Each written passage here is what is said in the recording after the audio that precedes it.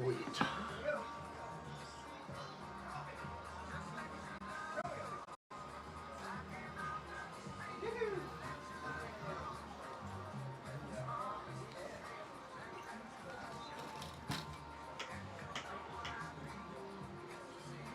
Do you have my tape, Lauren? Or did I take that back? No, I think I have it. I thought I did. Well,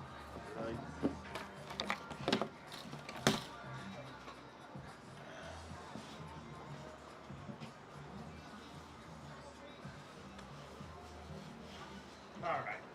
It's got to be Well, here someplace. Hang on. yeah, we'll find it someplace. Sometime.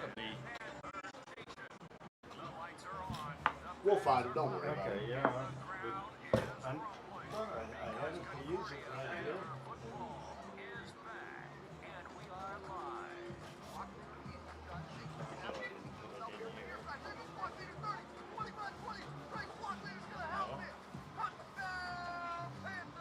Oh, that's nuts.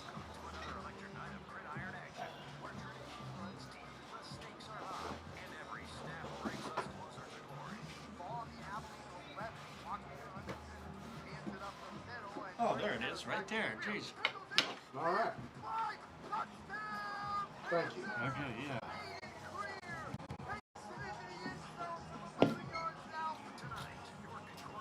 No.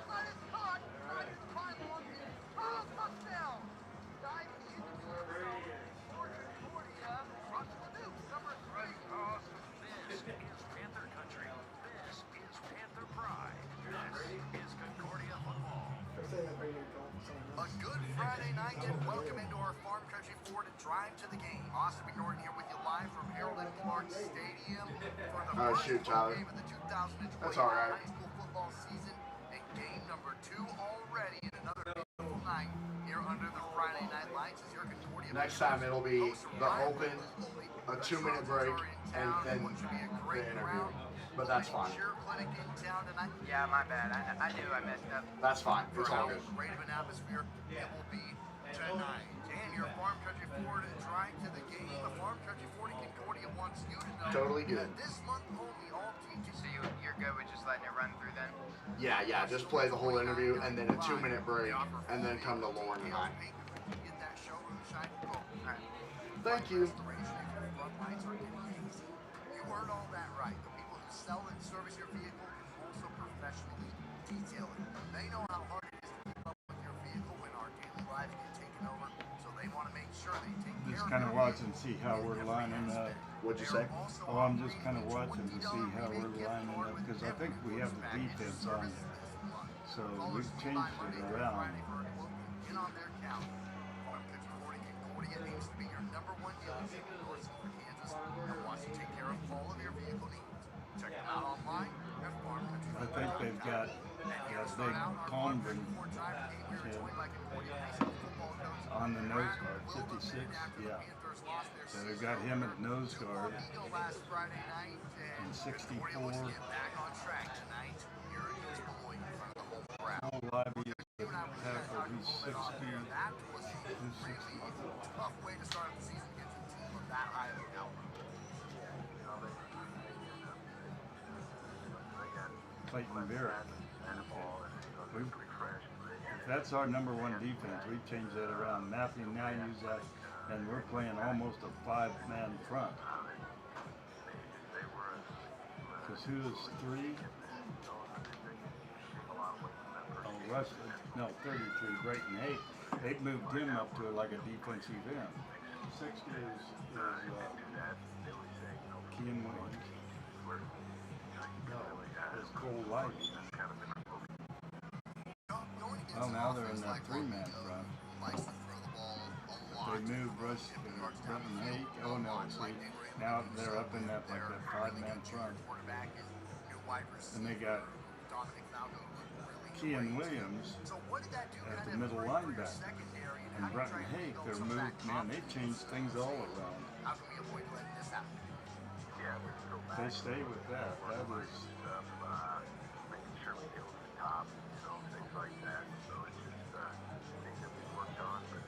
okay. It should be about 90 degrees at kickoff with a southwest wind at 11 gusting to 15.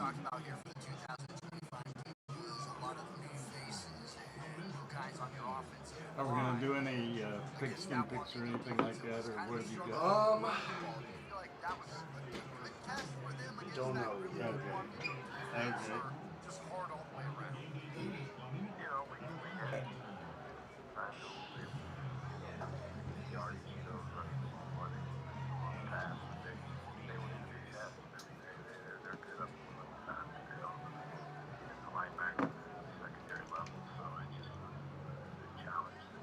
The offensive line is the same.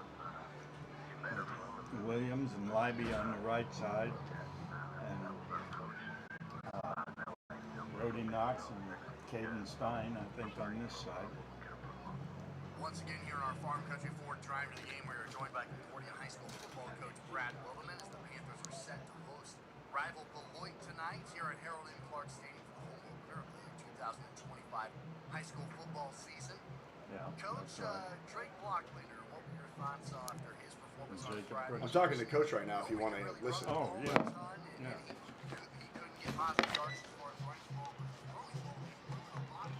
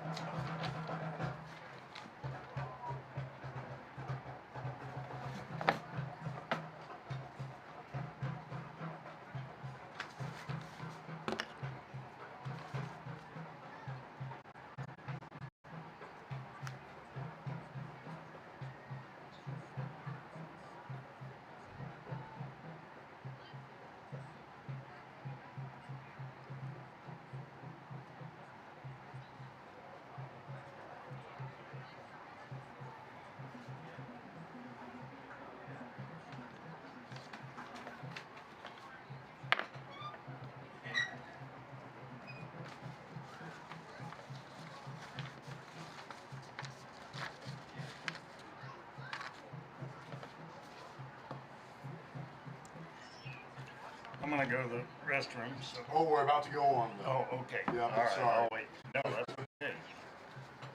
Okay, are we?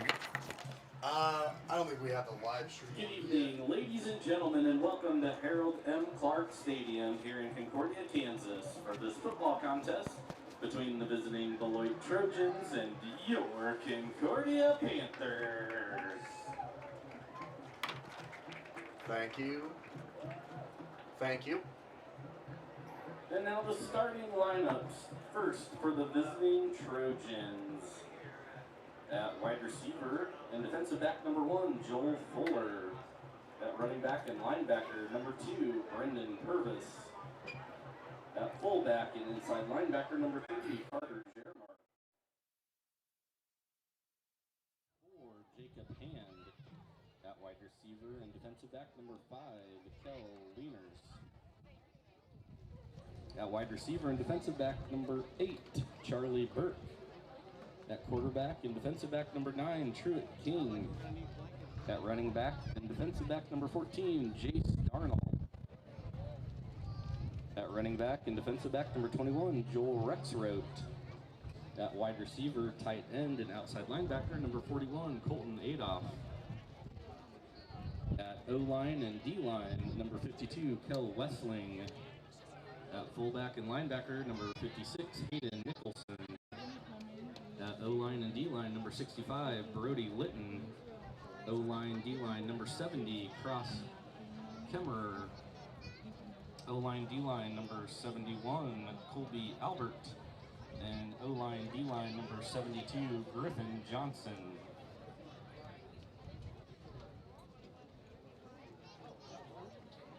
And now the starting lineup for your Concordia Panthers. At wide receiver and defensive back number 4, Liam McNutt. At wide receiver and linebacker number 8, Riker Wildeman. At quarterback and linebacker number 9, Drake Blocklinger. At wide receiver and defensive back number 12, Kel Schrader. At tight end and linebacker number 15, Parker Jackson. At tight end and linebacker number 24, Ian Loudermilk. At wide receiver and defensive back number 32, Aiden Creer. At running back and linebacker number 33, Brayton Hake. At offensive line and linebacker number 50, Kellen Williams. At O-line D-line number 52, Brody Knox. O-line D-line number 54, Jacob Brooks. Offensive line and linebacker number 55, Caden Stein. And O-line D-line number 60, Cole Leiby.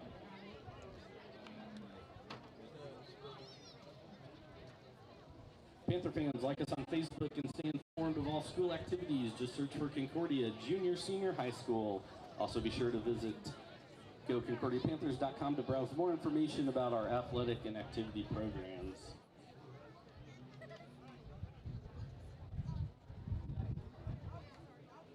In order to give USD 333 patrons the opportunity to enjoy all athletic events, school administrators have developed the following set of guidelines for all spectators to adhere to.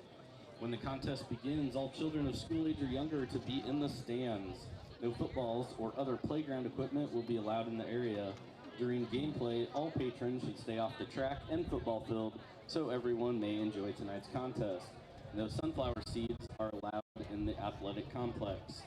USD 333 Concordia Public Schools supports a tobacco-free campus. This includes all cigarettes cigarette and smokeless tobacco products, and all e-cigarette and vaping devices. We thank you for doing your part in keeping our schools tobacco-free. Be loud, be proud, be positive. Concordia Junior Senior High School, which is a member of the Kansas State High Schools Activities Association, supports and encourages spectators to enjoy the competition between our student athletes and cheer for their teams in a positive manner. Negative comments and behaviors will be addressed by school personnel.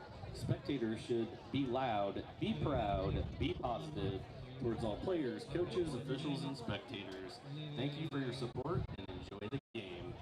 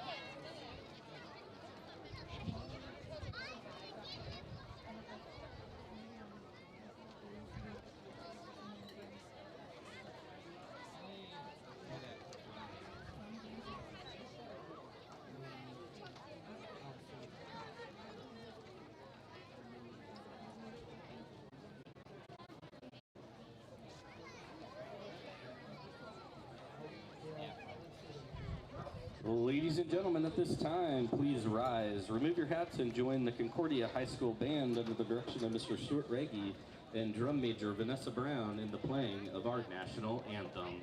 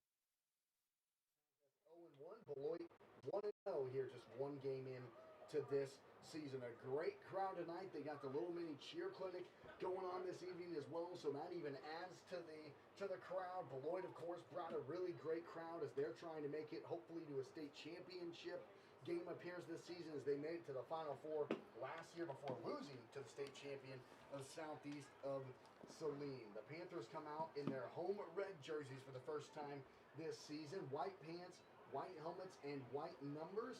And Beloit comes out for the second straight week in their road white jerseys, white pants, black numbers, orange trim, and black helmets. Both teams and captains come out from midfield over to their sidelines pumped up.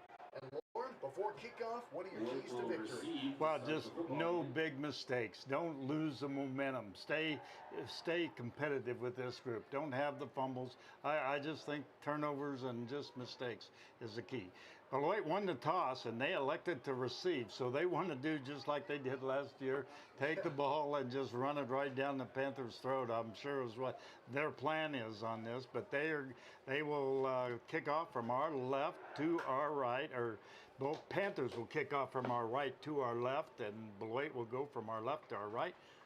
It's definitely a style of offense, Lauren, that if they have the lead, they have that much more of an advantage. Would you agree? Oh, totally. Yeah, totally. Because then they can just take more time off the clock and everything else. Yeah. So if they get out to big lead, they're going to be very hard to stop. But hopefully the Panthers tonight, again, I just have a good feeling about the Panthers. I think that, yes, they got beat bad last week, 41-6. But again, I think the second half they played the Wamego team even, and I think that gives you some confidence going into the game. Hey, look, we can play with these guys. Let's just don't make the mistakes. So. Parker Jackson will kick it off for the Panthers, right to left on your radio dial, and back to receive the kick for Beloit.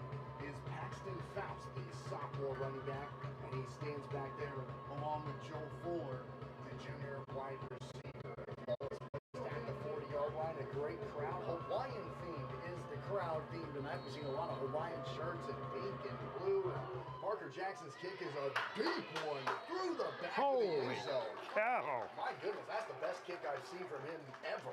Well, that's one of the best kick of high school I've seen. He does have a fairly strong wind to his back, but boy, he got it up in the end. But that only lacked, that only lacked what, maybe 5 yards or 4 yards from going out of the end zone on the fly. Yeah.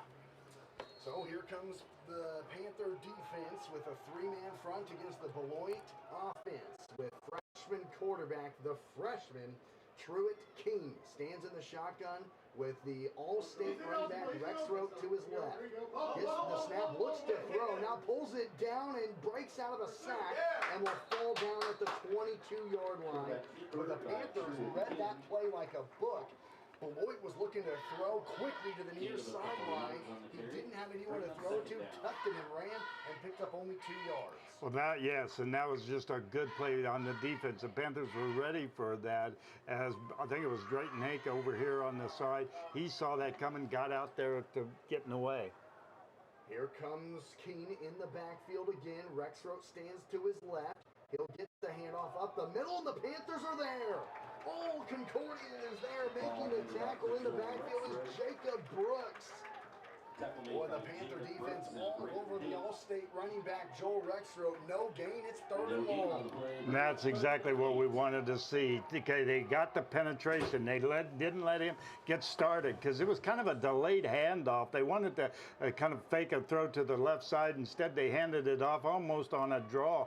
But, man, the Panthers were all over that. Who did you say was Clayton? Jacob Brooks was who ended up throwing under the ground, and it's 3rd and 8 for Beloit. Here on the first drive of the game with 10:45 to go in the opening quarter. Trips to the near side. The freshman quarterback rolls to his right looking to throw deep down the field. And it's broken up. Perfect pass defense here on the near sideline by Cale Schrader. 3 and out for Beloit. I think actually, wasn't it Loudermilk? I believe number 4. No, that's McNutt. Or McNutt, excuse me, yeah.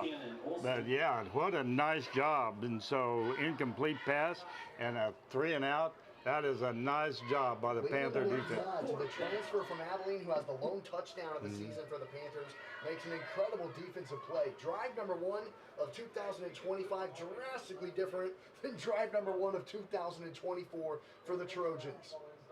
The punt goes up into the air, and back to receiver for the Panthers is Aiden Creer. He has to duck out of the way and catches the ball right at the 49.5-yard line is where they spawn it. So the Panthers start out their first possession in Trojan territory.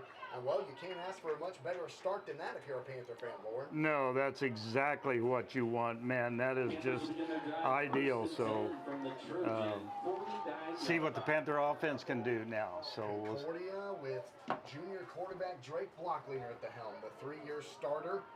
Looking to be able to run the ball a little bit more effectively than last week at Wamego, where the Panthers had negative 34 rushing yards. 1st and 10, Concordia, ball on the right hash. On the Trojan 49, Blockleiner in the gun, takes the snap, rolls to his left, looking to run. He tucks it and gets back to the line of scrimmage, and that is it.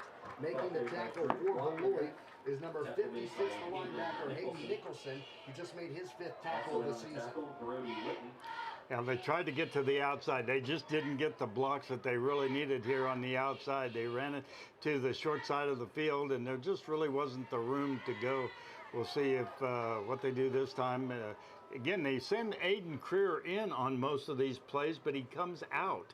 It's a little, I don't know if he's bringing the play in, but it's a little different. 1 officially. It's 2nd and 9 for Concordia on the Beloit 48-yard line left hash. Blockleiner in the gun, sends Wilderman in motion. Drake up the middle, keeps it and bounces it to the outside near the 40-yard line, and that's where he's cut down. 1 yard shy of the first down, but a good job of letting the blocks establish. Drayton Hake was the lead blocker for him that time. It's 3rd and 1.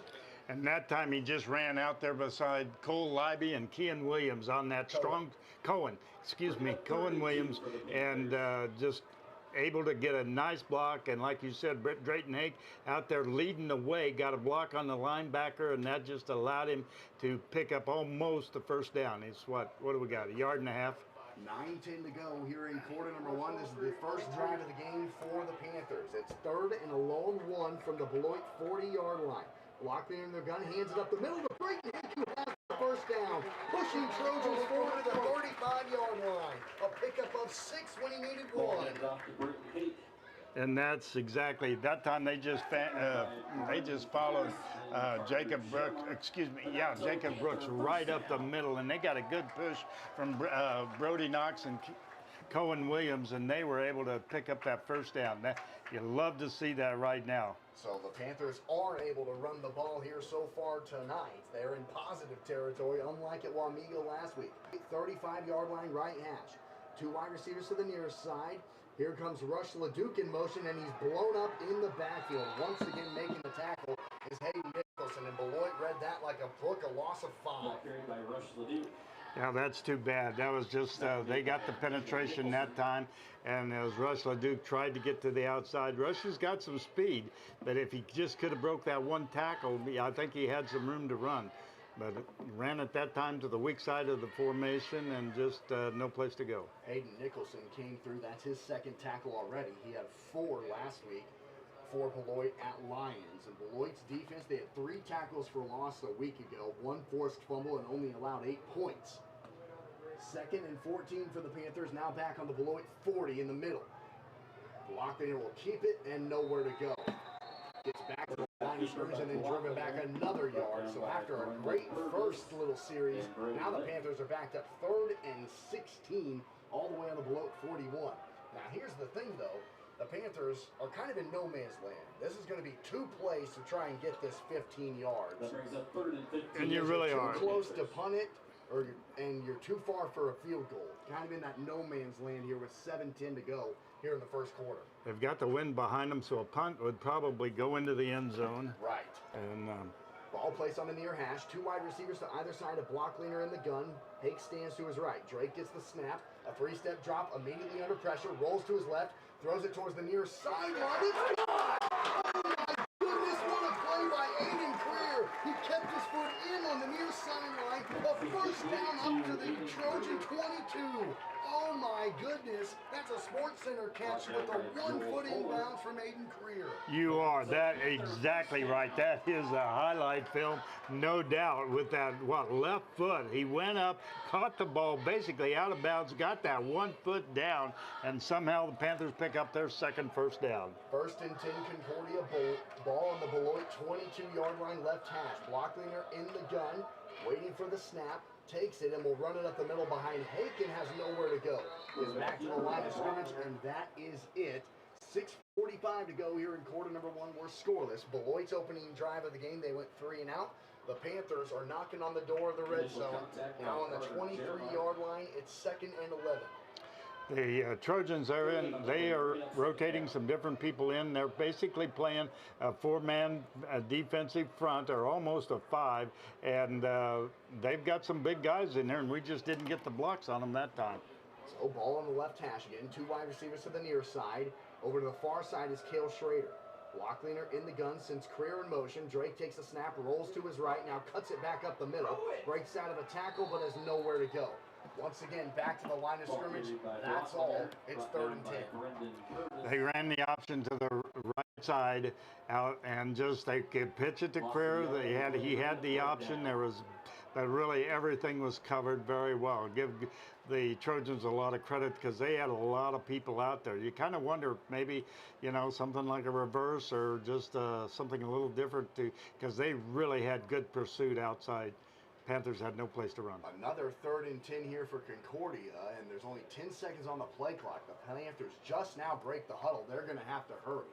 5 on the play clock. 2 wide receivers to the near side. Drake in the gun. Waits for the snap. Takes it with 1 on the play clock. Throws it here to the near sideline. The pass is caught at the 20-yard line by Parker Jackson, and then he's cut down immediately. 3 Trojans were all around The first guy there to make the tackle was the defensive back, Jack Darnall, the 5'9", 150-pound senior who made his first tackle of the 2025 season. And now the question is, does Parker Jackson have the ability to make a field goal from here? It would be a 40-yard field goal, a 42-yard field goal from right here. Is that right? No. No, it would be 28, yes. 37. 37, there you go, yep.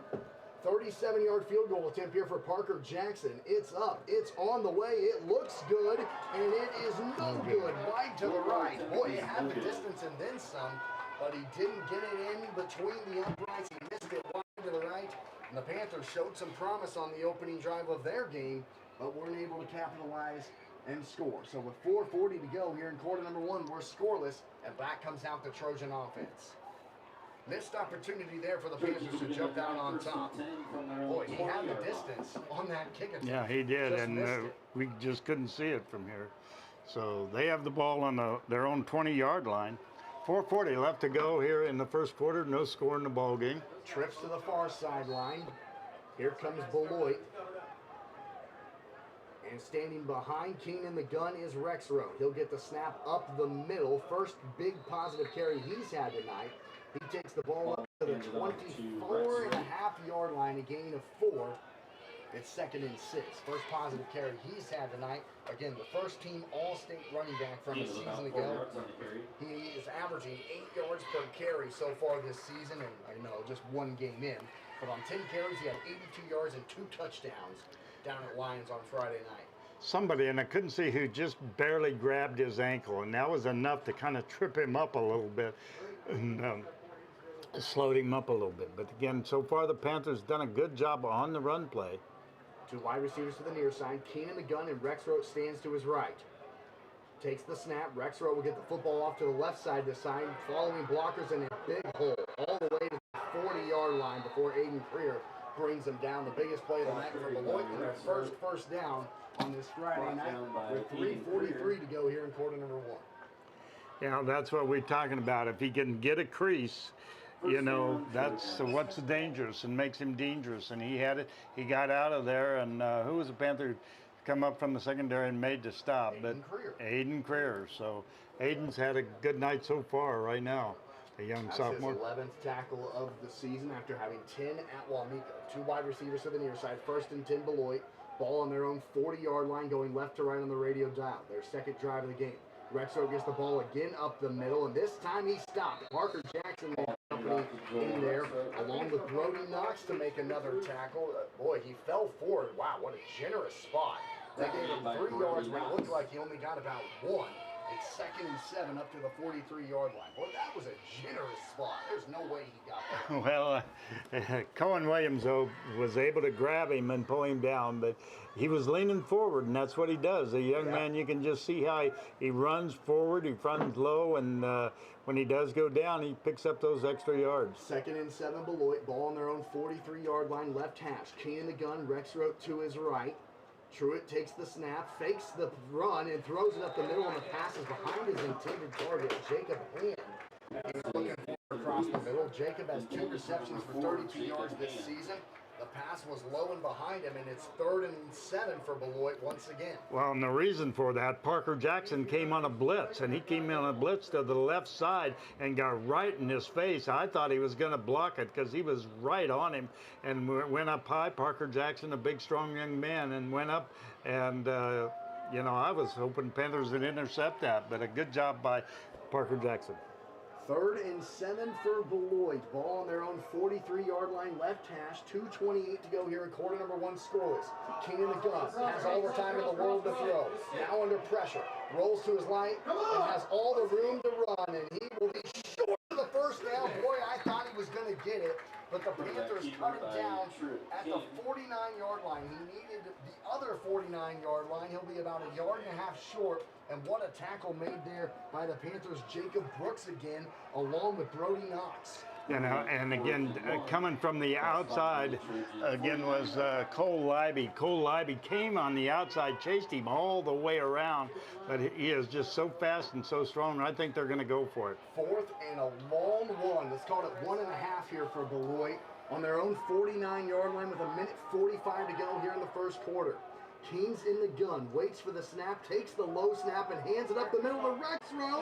He fights forward and he should be short. This guy right here is not. We'll see if Where do they mark him? official marked him short. I'm afraid that No, the he's VAR short. official gave him the. No, it's short. The ball is right at the 50. We'll see. Hold on, Lauren. We'll see.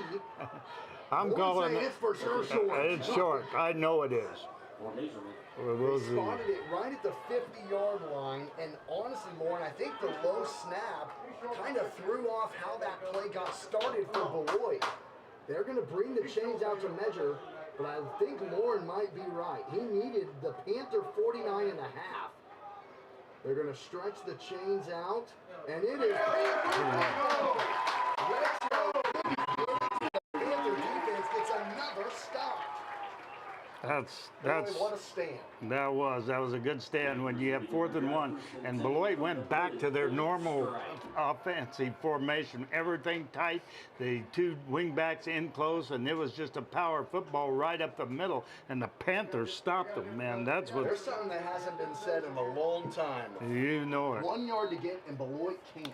1:33 to go here in the first quarter. Panther football, 1st and 10 on the 50. And Blockleader throws it to the near side, and not a good pass because, boy, Aiden Career was wide open with rooms to run, and he missed him badly.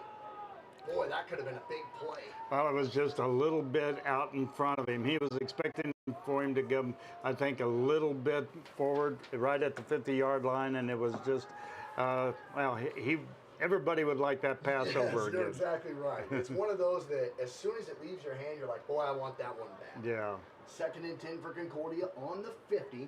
Again, Now 90 seconds exactly to go here in the first quarter. This is the second drive of the ball game for the Panthers. Their opening drive, they missed a 37-yard field goal attempt. 2 wide receivers to either side. Blockleaner in the gun, sends Wildeman in motion. Drake takes the snap, rolls it out to the left, looking to run, and goes nowhere. And a holding penalty as well. So Beloit has keyed in on that play. Has not allowed Drake to get to the edge at all. It's a loss of 1 and would make it 3rd and 11. And the question is, will Beloit take the holding penalty or just take 3rd and 11? It would either be 2nd and 20 or 3rd and 11.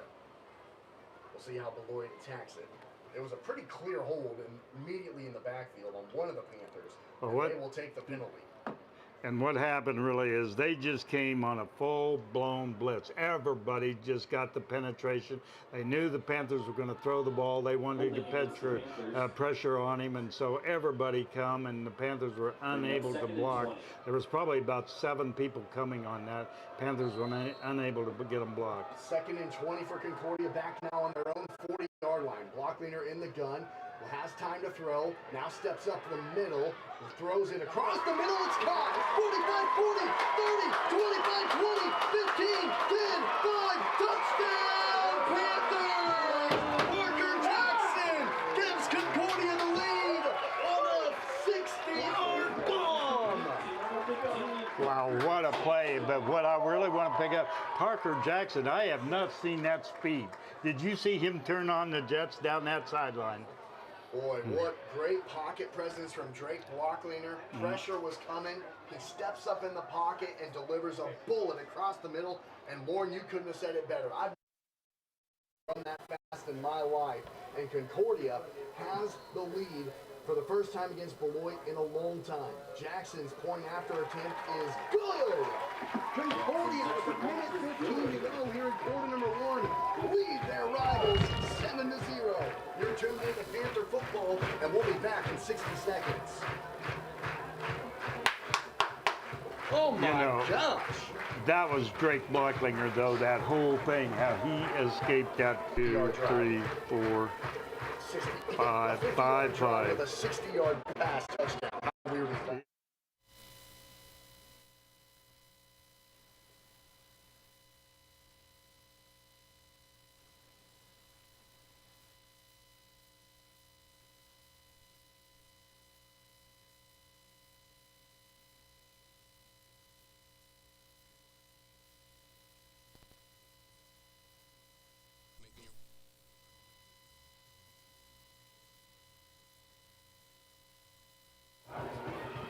Thanks so much to Tyler Dorman back in the suit.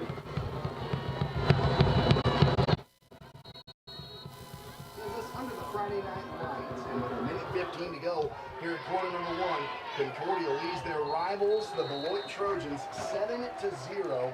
A 50-yard touchdown drive, capped off by a 60-yard touchdown pass on 2nd and 20. Quarterback Drake Blockleader steps up in the pocket and delivers a bullet to Parker Jackson, who houses it, and the Panthers lead it 7-0 after getting a critical stop on 4th and 1 at midfield the drive before. And what a kick against Parker Jackson. That it was halfway in the end zone, the kickoff.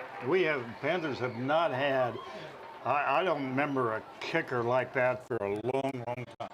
Yeah, no, that was truly pretty incredible right there. And so Concordia leads it 7-0, and back comes out the Trojan offense with freshman quarterback Truett Keene in the gun and Joel Rexroth standing to his left after getting stopped at midfield on 4th and 1 on the previous drive. Handoff, fake handoff, quarterback keeper, and a good quarterback keeper there from Keene. He fooled me, and Brayton Hake takes him down after a gain of about 7, I should say, up to the Beloit 27. They spotted at the 8, boy. Confused on the spots. And there it is, a gain of 8 officially.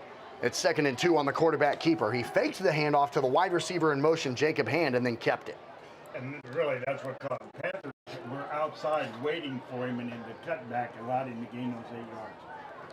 So 2nd and 2 for Beloit, and they hand it to Rexroth this side off to the left side. He bounces off of 1, 2, 3, 4, 5 Panthers, good grief, and takes it all the way to the 40-yard line. A big pickup there. It's 1st and 10 for Beloit, and whistles, and a Panther is down. I think he get folded up on there. Rexroth landed on a couple of different Panthers, and Brayton Hake is slow to get up and finally does. Everyone was kind of twisted and turned up in that pile like you wouldn't believe. Oh my goodness. Exactly, and now but everybody was okay. They pick up their second first down, and so they have the ball on their own 40-yard line. The Panthers lead at 7-0. And 25 seconds on the clock, and the clock was stopped for a moment. But it should be going. It should be going again. I don't know. I think the officials they came over here to the near side, and now the White Hats going back out there. They're waiting for... Well, they've added some time. Okay, there they go. So now the clock was put back to 30 seconds, and now it starts 1st and 10, and it's a quarterback keeper again, and this time the Panthers were there. Nice tackle by Cohen Williams right there in the middle, as Cohen Williams just made his 11th tackle of the season. He had a sack last week as well against Beloit, a gain of 1. It's 2nd and 9 on the Beloit 41-yard line with 8 seconds left. That's probably the end of the first quarter, and what a quarter it was for Concordia. After not scoring a single point last year against this Trojan team, the Panthers lead Beloit 7-0 after 12 minutes of play. You're tuned into Concordia football on KNCK Radio, and we'll be back in 60 seconds.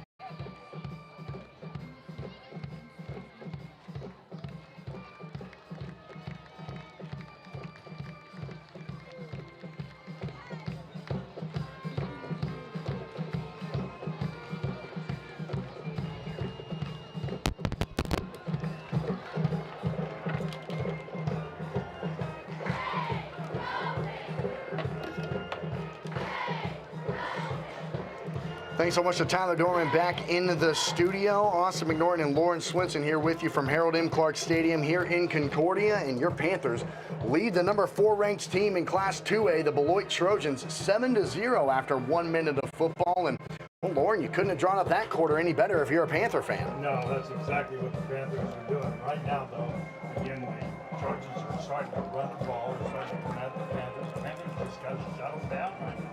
They've been able to do it pretty well. Both teams have the Panthers have, both teams have 2 first downs.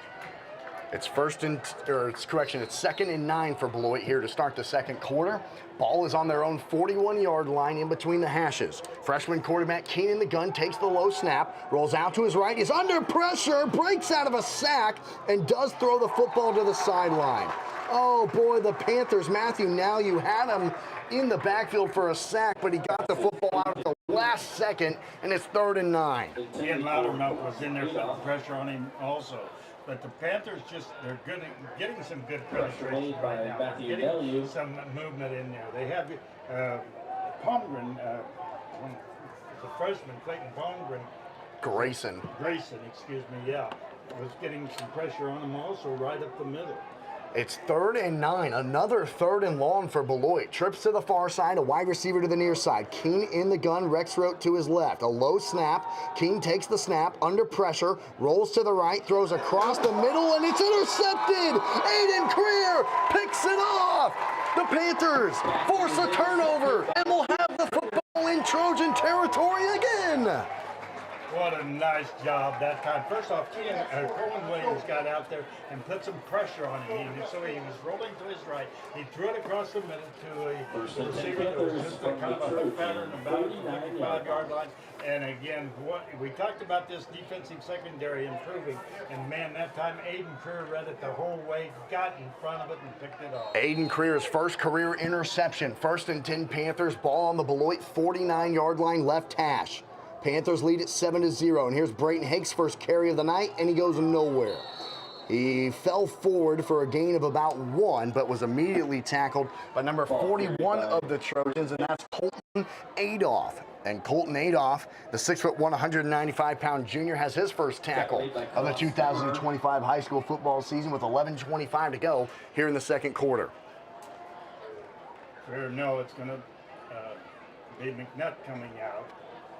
Parker Jackson's going to stay in at that. We'll see if they put him in the slot. And now whistles, and Beloit's coach is here coming onto the field. I think he's either hurt or sick. I think it's one of those things where a lot of people backed off from him, which normally tells me that he's sick. Yeah. That's Cross Kimmerer for Beloit. 11-13. And so they're going to put the clock back to, I think, 11:13, and we'll do 2nd and 9 again. He was the big nose guard in there for Beloit. He was a big young man. No doubt about that. As is everyone. Which one? Isn't everyone? 6'3" sophomore, 270 pounds. Yeah. And I hope he's just sick. Again, so do I. Remember, everybody, we're nice and cool up here with the air conditioner blowing on our back. But again, out there where it's 90-some degrees or close to it, not a lot of breeze. 2nd and 9 for Concordia on the Beloit 48-yard line left hash. Blockleaner in the gun, fakes the handoff to Hake, under pressure, steps up in the pocket, throws it across the middle, and it's caught. Riker Wilderman down the far sideline, 20, 10, 5, he dives towards the pylon, and they're going to mark him out at the 1.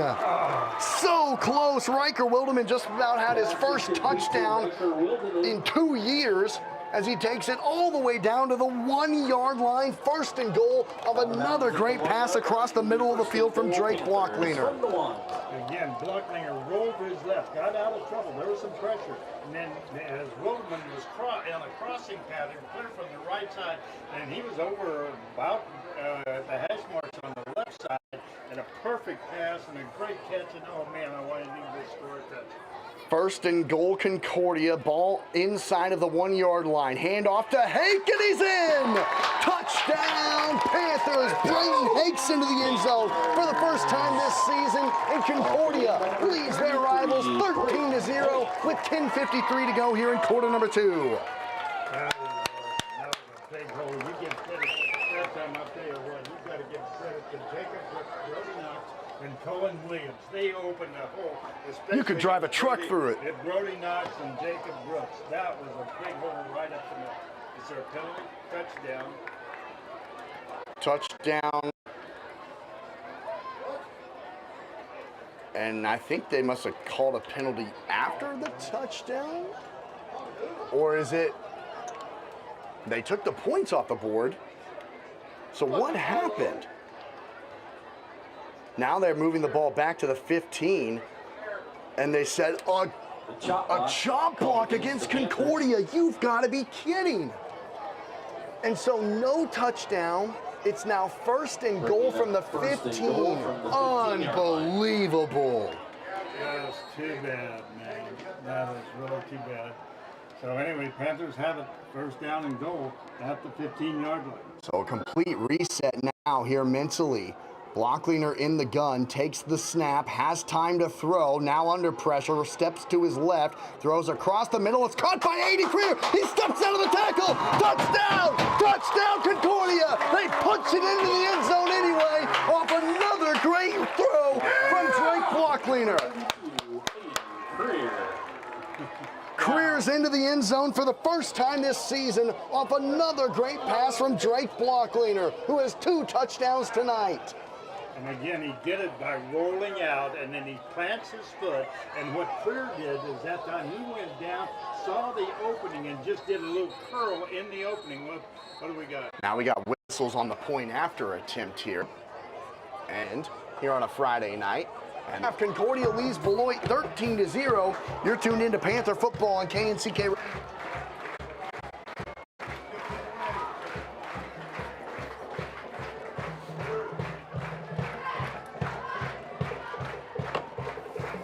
That was the touchdown pass was what?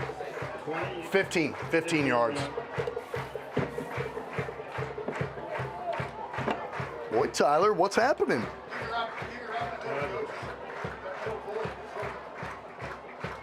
Tyler, can you hear me? Is Tristan there? He is? Awesome. Boy, I can't believe what's happening. This is fun.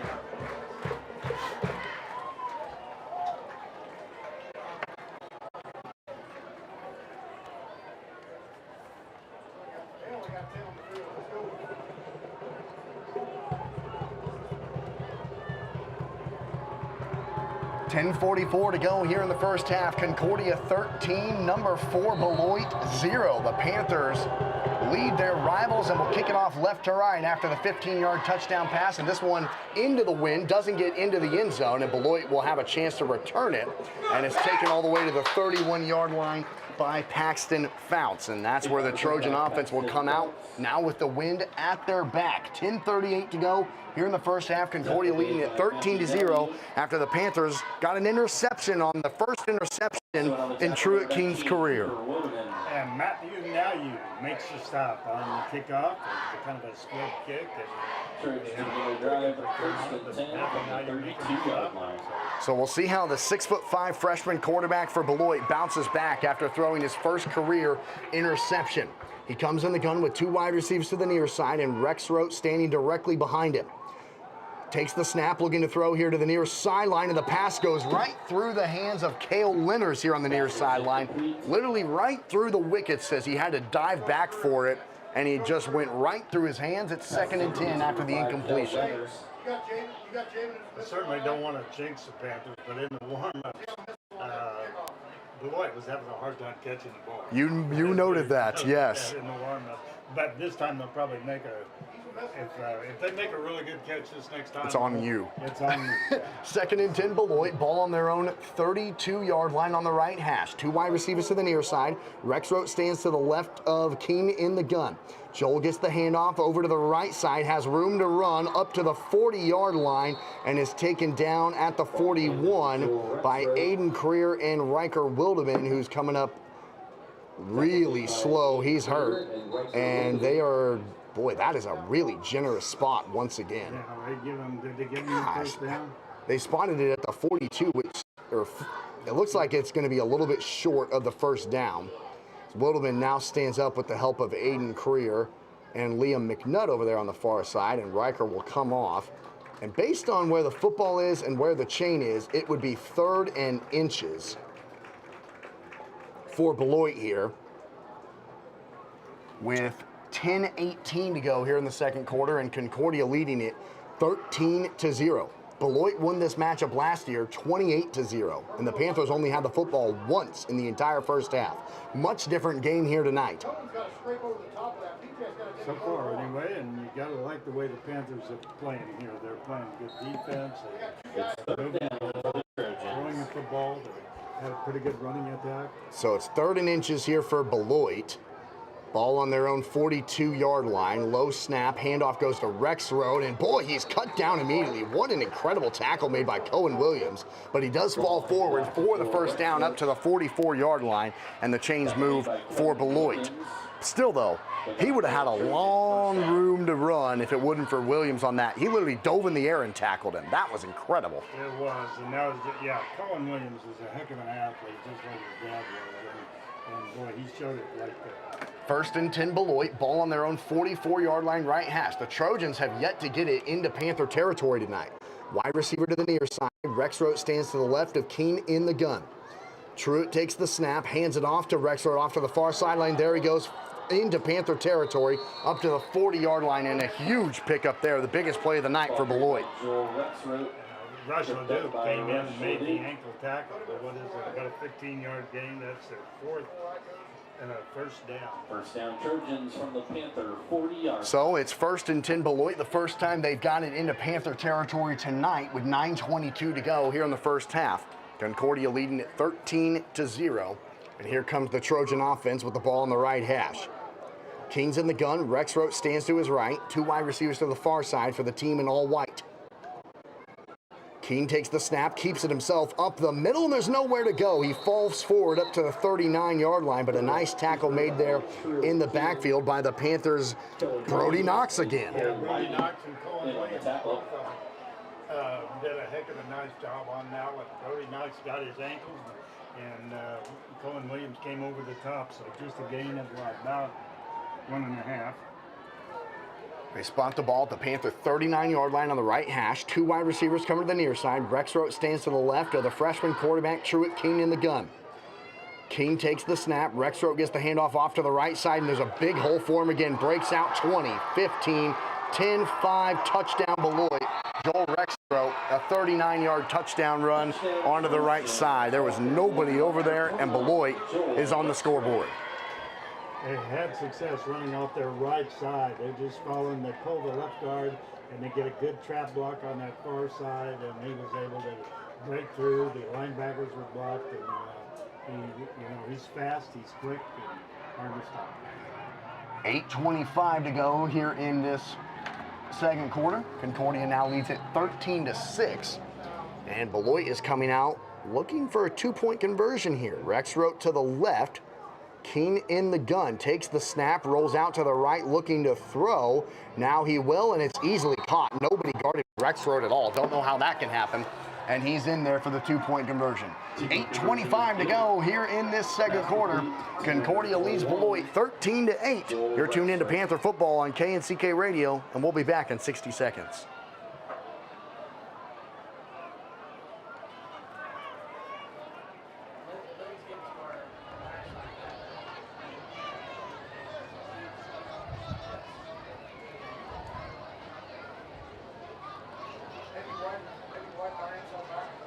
I'll bet they don't throw it again this half. Beloit.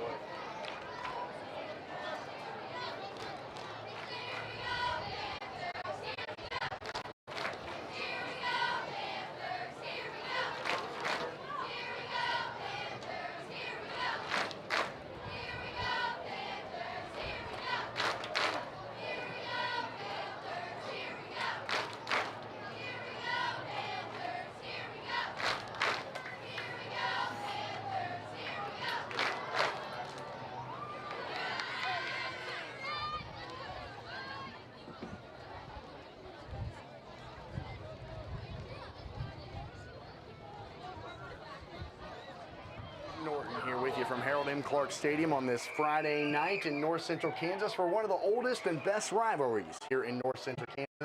Your Concordia Panthers 13, and the Beloit Trojans 8 with 8:25 to go here in quarter number 2. And the Panther offense looking to get the football back after Beloit is into the end zone for the first time here tonight. And the kickoff gets away from the Panthers all the way to the end zone for Aiden Creer, who now has to try. Boy, that was just really, really not good. And now the Panthers have it at the 10-yard line. Can't have those kind of mistakes. Well, he went up to get it. The ball took a high bounce, and he went up to get it, and it went off his fingertips, so he had to field it. He fielded it back into the end zone, so he had to come out of the end zone and was able to bring it back to the 10-yard line. And just like that, all the momentum is Beloit. After the 38-yard touchdown run from Rexroth, a Panther mistake on the kickoff, and now the Panthers are backed up on their own goal line. 1st and 10 on their own 10. Blocklinger in the gun, takes the snap, and there's Brayton Hake up the middle, and he goes absolutely nowhere. As making the tackle instantly was Griffin Johnson, the 310-pound sophomore, went right through the Panther defense for no gain. Actually, maybe a loss of about a half a yard. Tackled by Griffin Johnson. Didn't have any place to And go. Colton Adolph. All the momentum with the Trojans right now after the Panthers jumped out to an impressive 13-0 lead. They missed the extra point, and it just seemed like from then on, Beloit's had it. The big touchdown run, the mistake on the kickoff, and now a tackle for loss. It's 2nd and 11 for the Panthers, backed up on their own 9-yard line. Blocklinger in the gun rolls out to the left, looking to throw, and he's blown up in the backfield. Tackled at the 4-yard line, and boy, this is going downhill quickly. Big tackle made for loss there for Beloit by Cash Kimmerer. Tackle made by They wanted to get to the outside. They, it was kind of a run-pass option, and he was looking to throw the football, but man, they just had they came with pressure that time, and they came from the backside. They really just had no place to go. For the Panthers. Ball spotted on the Panther 4-yard. 3rd and 17 officially here for Concordia. They need to get out to the 20 to keep this alive, and they're backed up on their own 3.5. Now the Panthers, yeah, I think that's going to be a was it a delay of game or illegal substitution? Yeah, illegal substitution. And so just the mental mistakes for Concordia with a 13-0 lead that unfortunately you just can't afford when going against a team of this high of a caliber. And that puts them back on about the 1.5 yard line. So they are definitely need to get some kind of offense right now or something good. You don't, just to get out of your own end zone. You don't want to punt it deep in your own end zone if you don't have to. Yeah, that's just something that cannot happen there. So 3rd and forever, backed up on your own goal line here for the Panthers, leading 13-8. Blocklinger in the gun, takes the snap, under pressure. Now he'll throw it deep down the middle of the field, and it's nearly picked off. It went in and out of the hands of Rexroth. I think he's even kind of blown away he didn't catch it. It was thrown right to him. And the Panthers will have to punt it away for the first time tonight. Boy, just all the way around tough there for the Panthers, starting with the kickoff. But I want to give credit to the offensive line on Yeah. that. Again, 4 wide receivers. Beloit out of blitz, so they had both middle linebackers coming on a blitz. The Panthers picked it up and gave him time to throw that ball. He threw that ball a good solid 35 yards or more in the air. Panthers will have to punt and give Beloit tremendous field position here with 6.5 minutes to go in the second quarter. Kicking it into the wind also really doesn't help, and Beloit will let it bounce, and luckily for the Panthers they did, because yeah, that kick went literally 57 yards out to the, because he kicked it in the back of the end zone and it went all the way to the 47. So it's actually a 47-yard punt, or 46-yard punt, but yes, he kicked it 57 yards, yes, is what we're saying. Like deep in the end zone. Running into the kicker called against the Trojans. Oh, running into the kicker called against Beloit. I don't know if that's an after the kick penalty or if it just a penalty that would only give the Concordia Panthers like a 5-yard thing, and so they just decline it type of situation. I'm pretty sure that's the case. That's what Wilderman, Wilderman's asking the official. And I didn't even see Jackson really get hit, so it must have been pretty late after the ball was in the air. And so Beloit will set up 1st and 10 on the Concordia 47-yard line left hash. with 6:24 to go here in the second quarter, and Concordia leading it 13-8. And so, yeah, it's one of those situations where the Panthers will just decline the penalty because it wouldn't have really changed much. And you'll take a good punt like that rather than a disaster of, there's so many things that could go wrong in that situation when you're punting from your own end zone. Exactly, and I think that's we saw him have to do that quite a bit against Wamego, kicking the ball from his own end zone. First and 10 Beloit after they just had a big touchdown drive the last time they had it, looking to take their lead. Handoff is fumbled. The ball's loose, and they caught back on top of it. Nobody was there. Paxton Fouts was fumbling around with it for what seemed like forever, and there was no Panthers near him. Beloit catches a big break there, and on the fumble, they end up picking up 4 yards. Yeah, right now, Panthers have a Grayson Palmer is down, the big young freshman, and he's limping off. I hope he's going to be okay. Yeah, they ended up picking up, no gain on the play. They got 2 yards. For 2, okay. Yeah. Yeah. They're up to the 45 now on the fumble. It went in and out of the hands of the backup running back, Paxton Fouts. And Beloit catches a break there. Boy, there was just no Panthers there to get it. It was bouncing around forever. The Panthers came on a blitz and ran right. Yeah, yep, exactly. Here's Keene in the backfield, standing at the 50, looking to throw to the far sideline and has a wide open receiver. The pass is caught. He'll be marked a yard shy of the first down. The pass was caught by Kanian Olsen, the junior wide receiver, making it 3rd and 1 now for Beloit with the ball at the Panther 38-yard line. They need the 37 to keep the drive alive. Liam McNutt was right there. They rode him out of bounds right at the 3rd, 38. 3rd and 1 for Beloit. And the Panthers moved. 3 first downs. Just the mental mistakes right now for Concordia. After having a 13-0 lead, they missed the point after attempt.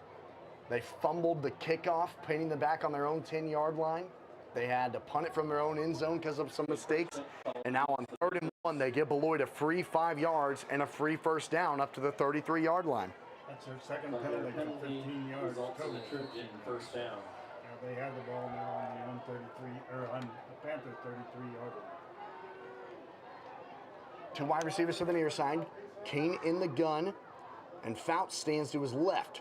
He gets the handoff off to the right side with a big hole. Beloit has figured something out against the Panther defense. There's nobody on that right side of the ball at all. They're getting at least 10 yards on every run to that right side. It seems like it's in half a yard with 5:18 to go here in the second quarter, and Concordia leading it 13-8. What they're doing is they're running it to the strong side of the formation, but they're pulling both guards, and they're getting the block down, and then the guards come through and make the hole over on the right side. Kane in the gun. Fouts is still in there in the backfield. Handoff will go to him up the middle, and he's cut down but has the first down. Making the tackle in there for the Panthers was 64 is who I saw, and that is Clayton Vierek. Yeah, and I think Owen Williams also in there getting part of it. So they stopped it for a short game. But it's another first down for Beloit as they move the sticks once again up to the 21-yard line is where the football is spotted on the right hash. 1st and 10 Beloit on the Panther 21-yard line, 4:35 to go here in quarter number 2. Concordia leading it 13-8. 2 wide receivers on the near side. King in the gun, takes the snap, fakes the handoff, rolls to his left, has time to throw, caught, 10, and cut down at the 5-yard line on the catch. That time for Beloit was Jacob Ham, his 3rd catch of the season. He had 2 catches for 32 yards against Lions last Friday night, and now sets up the Trojans 1st and goal inside of the 5-yard line. The quarterback just does a nice job rolling out to his left. He's a right-handed thrower, so rolling out to his left and having to throw back across his body. That time it was just a quick out by the receiver, and he just went down about 10 yards, broke it to the outside, and the pass was right there. 1st and goal Beloit as the Trojans look to take their first lead of the night. Ball just inside of the 5-yard line on the left hash. Rexroth's back in there, and that means trouble for the Panthers. Kane in the gun. Rexroth gets the handoff off to the right side and easily gets into the end zone. Saw that coming a mile away. 3:48 to go here in the second quarter. Concordia trails it now 14-13 after Rexroth's into the end zone for the second time tonight. They run to that right side, and there's just some room. That time they just pulled one guard, but there was a lot of room to run, and the guard got the nice block on our linebacker on the outside. We were unable to keep it, to shut it down inside, and he scored with ease. Now Beloit, they went for 2 the first time. We'll see if they do that again here to try and go up by 3. It's Kane in the gun, Rexroth to his left. He'll hand it off to the man in the backfield, and that's hand, and he's blown up. The Panthers stopped the 2-point conversion. What a nice tackle made there by Burke Kendall on the 2-point conversion. A tackle for loss. The 2-point conversion is no good, but Beloit takes the lead. 3:48 to go in the second quarter. The Trojans lead at 14-13, and we'll be back in 60 seconds on KNCK Radio. Nice tackle. That was a good tackle. That was a great tackle by Burke Kendall there, yeah.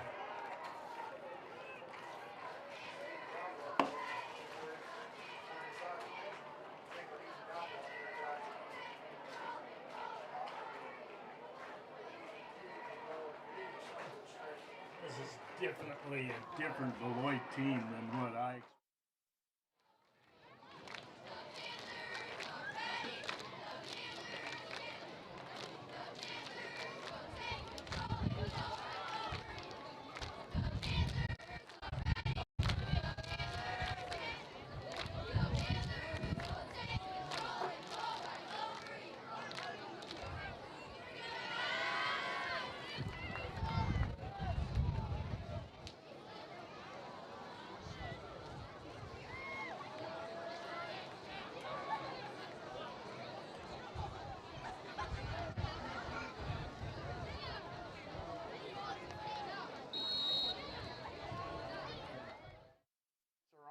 And Beloit has their first lead of the ball game, 14-13. And Aiden Creer catches the kick on the bounce at the 10-yard line. Creer with a little bit of room to run takes it up to the 32-yard line, and that's where the Panthers will set up their offense. Now trailing for the first time in this ball game, 3:46 to go in the first half. And this is a big drive for both teams. If Concordia gets the ball to start the third quarter, Lauren, so this is huge for both teams right here. That's exactly what I was thinking, Austin, and because right now, if you can come down here and drive the 64 or 66 yards, 68 yards and score, and then get the ball to start the second half. First and 10 Panthers, 2 wide receivers to either side. Blockleaner in the gun looking to throw. Has time, throws it here to the near side. It's caught. And trying to break out of some tackles, but nowhere to go at all for Cale Schrader. He's hit right at about the 34-yard line is where they'll put it. So a gain of about 2 that time, making it 2nd and 8. Just a little curl route here on the short side of the field, and Cale goes down about 10 yards, cuts it back, but again, he tried to get back to get a little more running room and actually lost some yardage on it. But a good catch by Cale Schrader, a nice catch by Greg Buckley. They spot the ball at the 33.5-yard line. 2nd and a long 8. 2 wide receivers to either side. Blockleaner in the gun, and Brayton Hake stands to his left. Correction, that's Matthew Nauyu. Now Blockleaner in the gun, immediately under pressure. Rolls to his right, throws, and was looking for Schrader again, but can't make the catch. And the pass was defended nicely by Hudson Remus in the backfield, but that time, that reminded me a lot of Wamego there, Lauren. Blockleaner was under pressure as soon as he got the football in his hand. I mean, it looked like Beloit just came through untouched. I think they kind of anticipated that play running to the right side because they just had a lot of people. They didn't get a lot of pressure up the middle on him. They were just coming to the right side where he was at and put pressure on him. He did a nice job actually getting rid of the football. Yeah. Well, 3rd and 9 for the Panthers now. 2 wide receivers to the near side. Blockleaner takes the snap in the gun, has time, now comes under pressure, rolling to his right. He throws it deep, and it's caught! What a throw! What a catch by Liam McNutt into Beloit territory up to the 48 and a first down. What an unbelievable rainbow throw from Blockleaner. But on the Panther first down. 5-yard gain, something like that.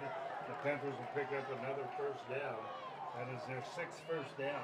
you're right. What a pass. Drake Blocklinger, that was an outstanding job. He threw it into coverage, and it was just a perfect and a nice catch by McNutt.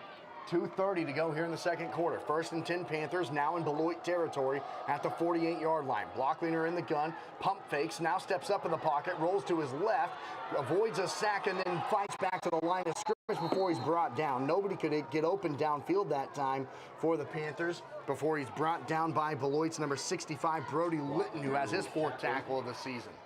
They really wanted to go deep. They sent all 3 receivers deep, and to start with, the Panther offensive line did a pretty good job giving time to throw, but then the pressure finally, or the cover, pass rush got to him a little bit, and he was able to get out.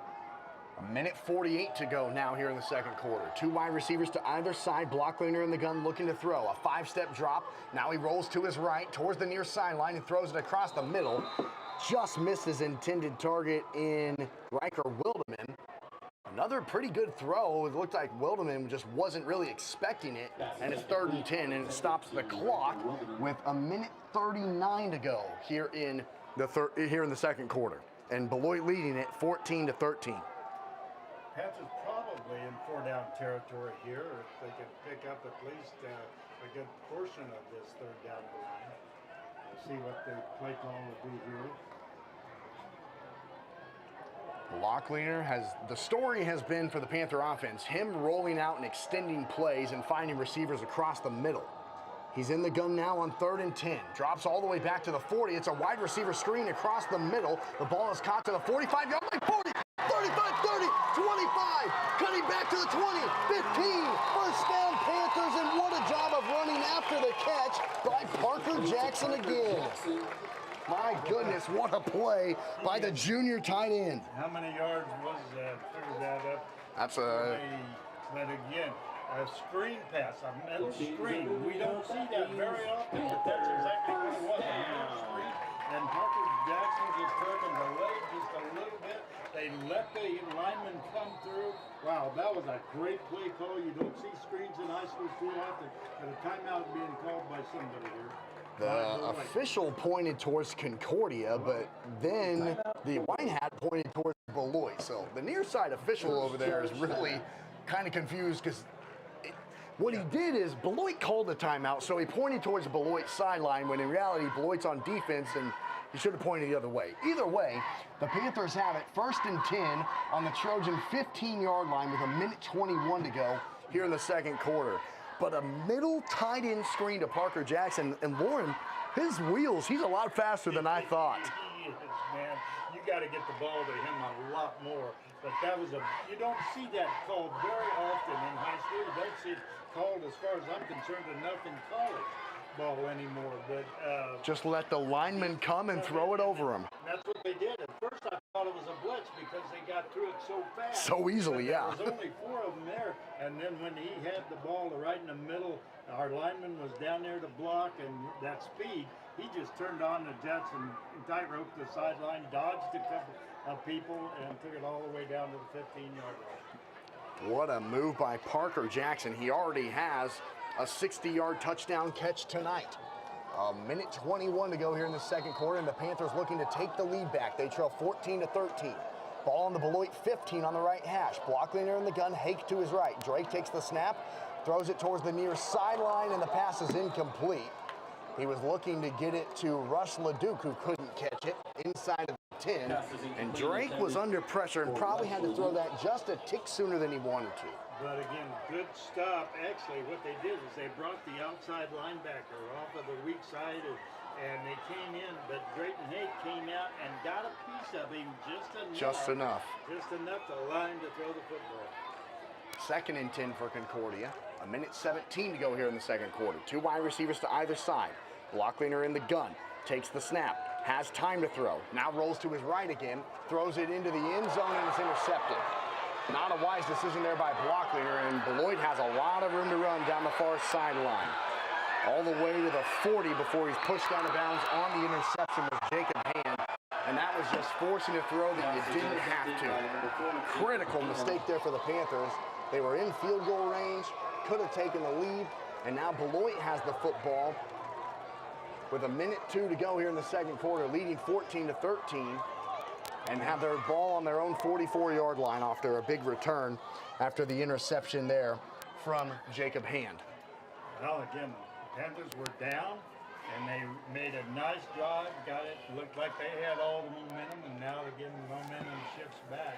Right now, Beloit has 2 timeouts. You certainly don't want to give up a score right here. First and 10 Beloit, ball on the 44-yard line. We'll see how aggressive the Trojan offense is here. 2 wide receivers either side. Rex Rote to the left. King will throw it here to the near side. It's caught by Hand with room to run. He takes it up to the 50 and is taken down in Panther territory up to the 49 or 48.5-yard line, I should say. A gain of 7 on first down. And Beloit's at the line quickly. 3 wide receivers to the far side, 1 to the near side. King in the gun, takes the snap, rolls to his right, under pressure, now gets towards the sideline, tucks it and run. Cuts it back up the middle of the 40 and dives forward to the Panther 38-yard line. Another big gain, and now a timeout taken. And Beloit looks like they might score again. Jackson along with Aiden Prayer making the stop, and they kept him down, so they made him use up that timeout. They got it on the 38.5-yard line, but again, just 30 seconds. So some other scores around the North Central Kansas League tonight. One of the, this is a big-time rivalry, another huge rivalry. Abilene and Chapman are playing each other tonight, and they are scoreless after 1 quarter. So it's kind of a surprising score there, 0-0 after the end of 1. Southeast of Saline, the defending state champs, that Beloit doesn't like to hear about. They're leading Clay Center right now, 16-0 at halftime. And then surprisingly, Rock Creek is leading Wamego 3-0 at halftime. What a crazy score that is that I certainly didn't expect. I did. Are you kidding? No, I really do. I think Rock Creek is so tough. They are. And Wamego is good, but again, they could have had a little bit of, I don't want to say big hit, a little bit maybe after. Yeah, there's probably some truth to that. First and 10 Beloit with 30 seconds to go here in the second quarter. The Trojans lead at 14-13. And coming here in the backfield is King. He throws it to the near sideline and a lot of room to run for the wide receiver who makes the catch here on the near sideline. And that was the fullback, Colton Adolph, who just made his 4th catch of the season. A gain of 10 exactly up to the Panther 28-yard line and another first down. This is critical now for the Panther defense. Got to get a stop. Can't let Beloit score going into the halftime locker room. Cohen Williams along with Russell Duke making the stop. In 22 seconds, it stops the clock as they weren't able to keep him in bounds. But you're right. You've got to contain. Right now what's happening is the quarterback is getting outside and having a lot of time to throw. King takes the snap, has all the time in the world to throw. Now throws it deep towards the back of the end zone, unguarded, and the pass is caught. I mean, absolutely nobody guarding Jacob Hand on that far sideline. Another breakdown in the secondary for Concordia, just like we saw last week. And after the Panthers looked like they were going to take the lead with a minute to go in the first half, Beloit gets the interception at the goal line, drive all the way down the field with ease, and add to their lead. It's 20-13. Boy, that's a killer for the Panthers. So they just have a minute to do it. And yeah. Timeout now being called by.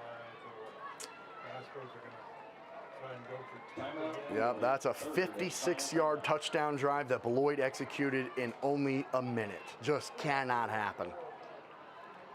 And Beloit calls a timeout to try and go for 2 so that they can get up by 9 instead of 7 that they're currently at, or 8 that they would be at with just the 1 point after attempt. But boy, what a swinging momentum that is. Concordia knocking on the door of the goal line. They had it 1st and 10 on the Trojan 15-yard line. Blockling, who throws his 2nd interception of the season on the goal line, and Beloit needs only 1 minute to go 44 yards into the end zone. And Lauren, hate to say it, but another secondary breakdown where a guy is absolutely unguarded in the end zone. Yeah, and that's, I thought the Panthers, and they've improved on that quite a bit from the very first quarter of this season. But again, that was just a mistake by the Panthers, and it cost them where they had, like you said, they had taken the momentum Yeah. away from the Trojans, and then they brought it down and had the opportunity to go ahead and score. Now we're going to have to make a stop here. You certainly don't want to give up 2 points here. King in the gun. Rexroth gets the handoff off to the right, and the Panthers stop him. Boy, a critical play there for CHS to stop Rexroth on the 2-point conversion. And rather down by 2 scores, the Panthers are only down by 1 score. And boy, Lauren, that just feels like a tongue just got lifted off your shoulders. Exactly, and I feel exactly the same way. You got to look for a little bit of momentum to go into halftime, and I think you've got it right there. Knowing you're going to get the ball to start the Exactly. second half. And if you can come back and hopefully tie the ball game or even go ahead, we'll see. Right now, 16 seconds.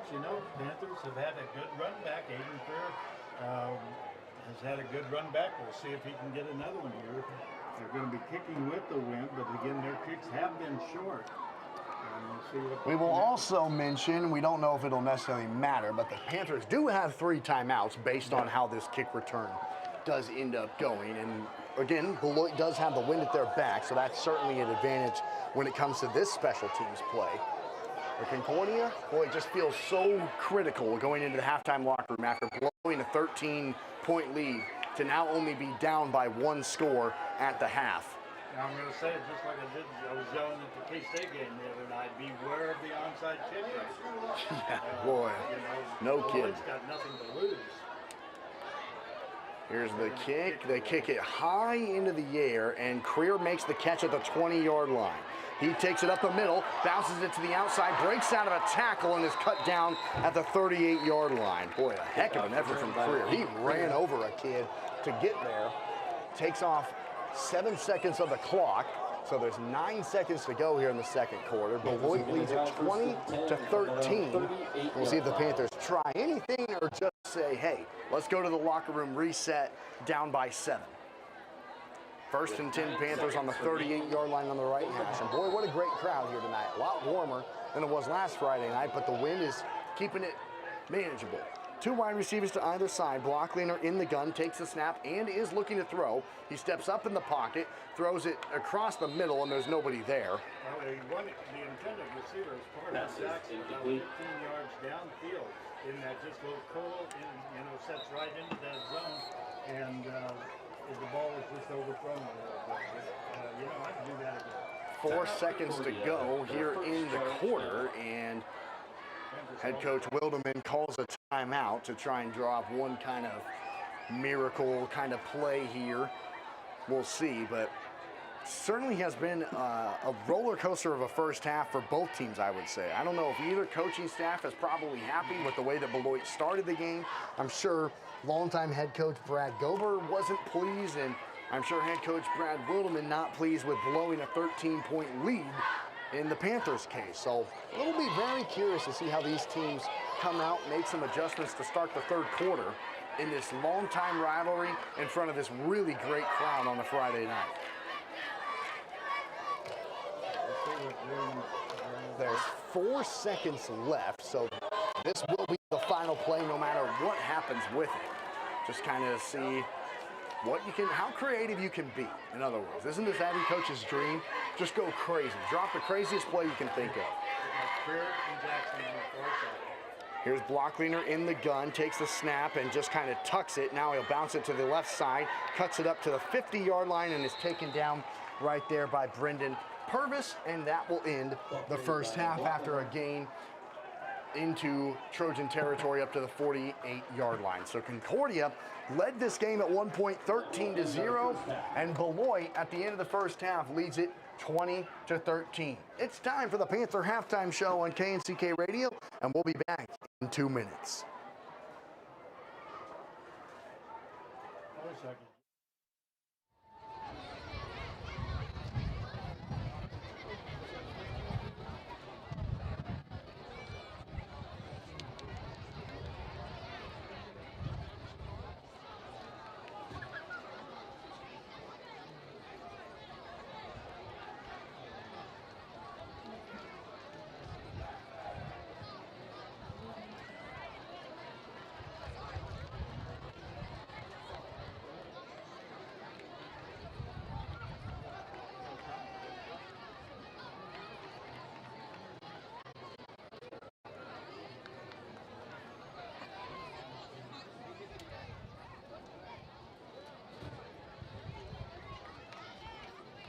Ladies and gentlemen, tonight your CHS dancers will be performing a palm routine choreographed by Carrie Farmer, Layla Evers, and Kezia Ringy.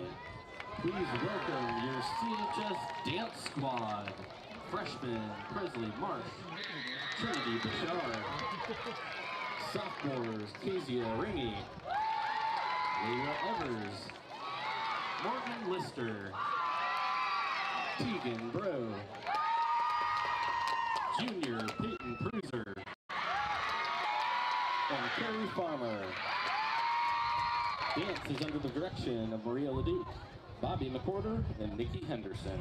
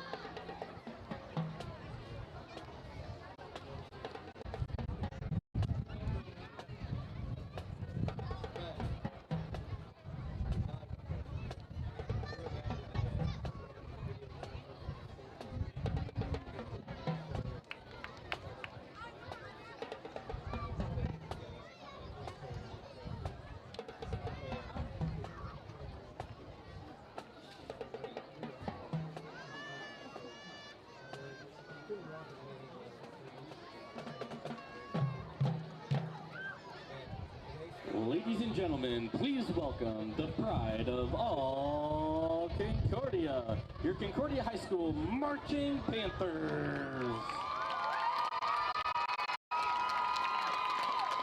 The Marching Panthers are led on the field by Drum Major Vanessa Brown. Prepared to feel the power, the attitude, and the unstoppable energy of music's fiercest trailblazers.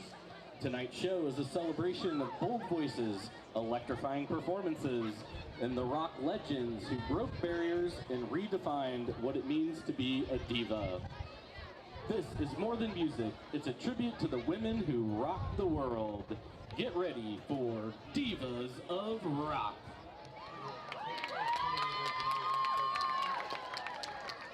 Drum Major Brown, is your band ready?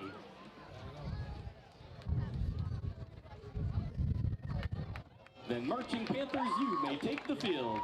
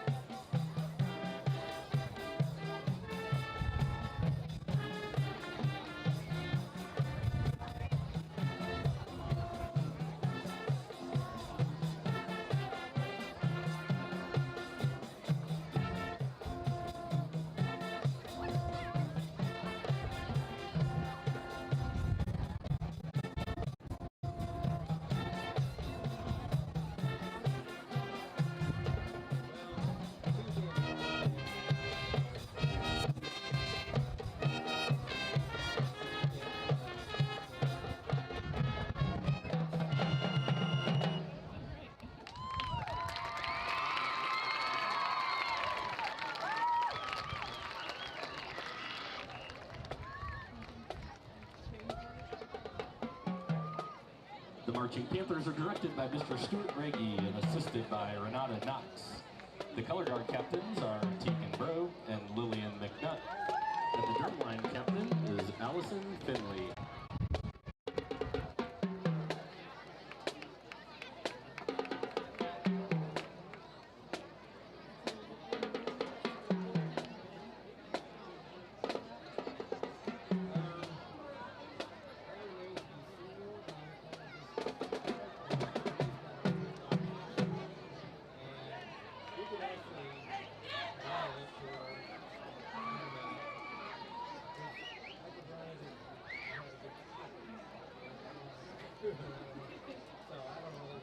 In order to give USD 333 patrons the opportunity to enjoy all athletic events, school administrators have developed the following set of guidelines for all spectators to adhere to. When the contest begins, all children of school age or younger are to be in the stands. No footballs or other playground equipment will be allowed in the area. During gameplay, all patrons should stay off the track and football field so everyone may enjoy tonight's contest. No sunflower seeds are allowed in the athletic complex. USD 333 Concordia Public Schools supports a tobacco-free campus. This includes all cigarette and smokeless tobacco products and all e-cigarette and vaping devices. We thank you for doing your part in keeping our schools tobacco-free. Concordia Junior Senior High School, which is a member of the Kansas State High Schools Activities Association and the North Central Kansas League, wishes to remind the fans that your good sportsmanship and positive support of the athletes, coaches, officials, and others involved in this football game are greatly appreciated.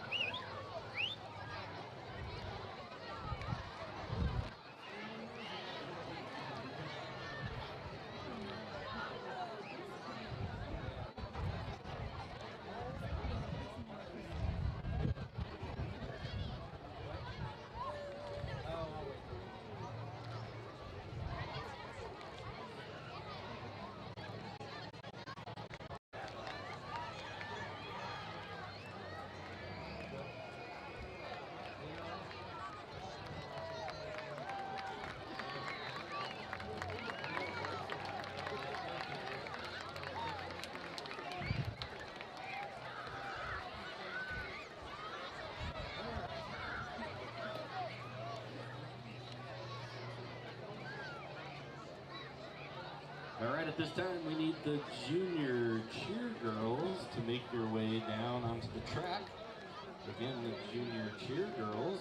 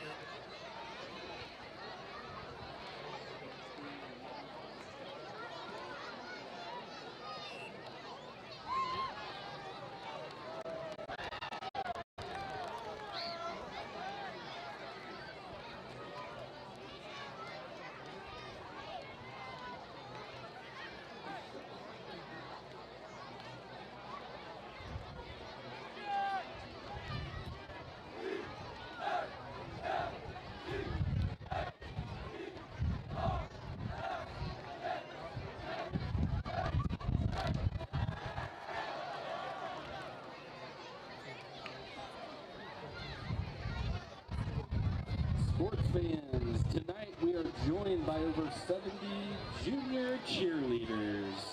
They're aged pre-K through 6th grade, and they'll be cheering all of third quarter. So let's put our hands together for our junior cheerleaders.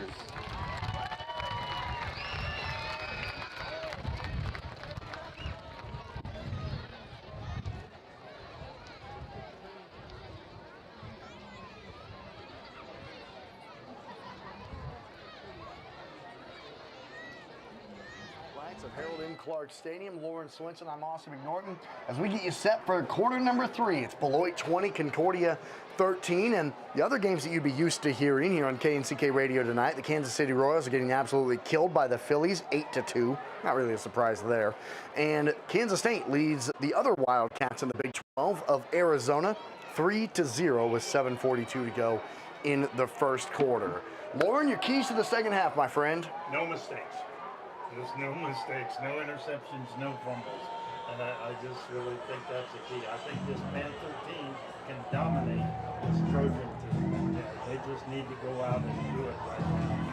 They've got to stop the run on the right side. Where Beloit has been in a good show that's been so effective running off the right side. They've got to stop that. No mistakes. So it will be Concordia football in their home red jerseys, white pants, white helmets, and white numbers. They will be going left to right on your radio dial here in this third quarter. Beloit in the home white on white jerseys with black numbers and black helmets and orange trim will kick off right to left with the wind at their back. And that ball will bounce into the end zone as Aiden Creer watches it go over his head.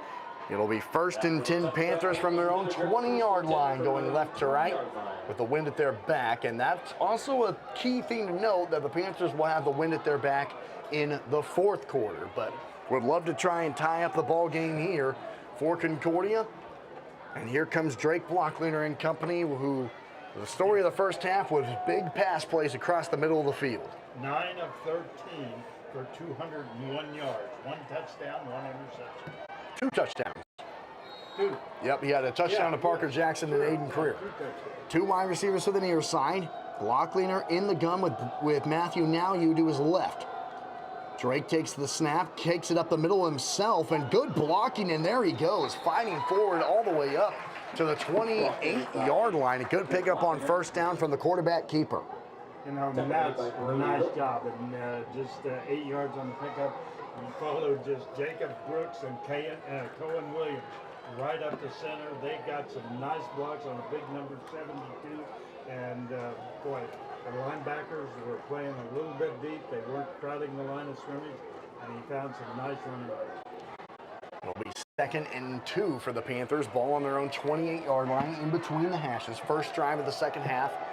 Panthers trail at 20-13 here in the third quarter, left to right. Blockleiner in the gun, sends Aiden Creer in motion, under pressure, avoids the sack, now steps up in the pocket, just trying to tuck it and get back to the line of scrimmage, and he is able to do so. They may have even given him a yard, but boy, it was just lucky for him to not avoid losing 10 yards on the sack. Well, what they really did, he's been getting to the outside so much, and this time Beloit just brought everybody around the edge and up the out to the outside. He had no place to run to the outside. They had all kinds of pressure from the outside. He was able to bring it up the middle, really for no gain. It's still 3rd down now and 2. Opening drive here in the second half. Panthers down by 7, trying to get the momentum back on their side after Beloit executed a touchdown drive in 1 minute to end this first half. Blockleiner keeps it himself and is blown up in the backfield. Boy, 2 yards to get, and on 2 plays, the Panthers can't. And we'll probably have to punt it away. As blowing the play up in the backfield there for Beloit was number 54 for the Trojans. That's Bodie Porter. It's who I saw. Making it 4th and 2 now for Concordia. They didn't get the block in the middle that they really needed. So Panthers are going to bring the punt. No, they're going to go for it. Nah, they're punting it. Oh, yeah, okay. I saw everybody coming up to, Parker Jackson back on about the 15 yards. And he'll have to punt it into the wind. So not a great start for Concordia here in the third quarter. They get the snap off and barely get the punt away. It's a high punt, and coming up to make the catch Boy, where did that punt go? It just went up in the air and got stuck. It's going to Oh, be in Panther boy. territory. Yeah, the wind absolutely killed that. A short punt, and Beloit will have it in great field position on the Panther 47-yard line. 9:32 left to go in the third quarter. 20-13. So Concordia goes 3 and out, a short punt, and Beloit, leading by 7, has great field position here for freshman quarterback King, who's in the backfield. He's empty, now brings Rexroad in motion, and King will keep it himself up the middle, and a nice tackle made right at around the line of scrimmage by Matthew Nowyu. Boy, that prevented a big play. A gain of about 2 up to the 45-yard line there for King on the quarterback keeper. Corn Williams came from the outside and forced him up the middle, and now you coming from the right side where he's the outside linebacker on the right side, just crashed down and made the tackle. 2nd and 8 for Beloit, ball on the Panther 45-yard line. King is empty in the gun again, standing at his own 50. Takes the snap and quickly throws it across the middle to Rexroad, who avoids a tackle. Takes it to a first down up to the Panther 44-yard line before he's brought down by Parker Jackson. It's a quick little throw to Joel Rexroad, who has his first catch of the season. It's a 1st and 10 for Beloit on the Panther 35-yard line, moving right to left. Leading at 20-13 with 8:44 to go here in the third quarter. And that time, now you came on the outside, kind of on a blitz a little bit, and they just ran that little curl pattern to Rexroad. But again,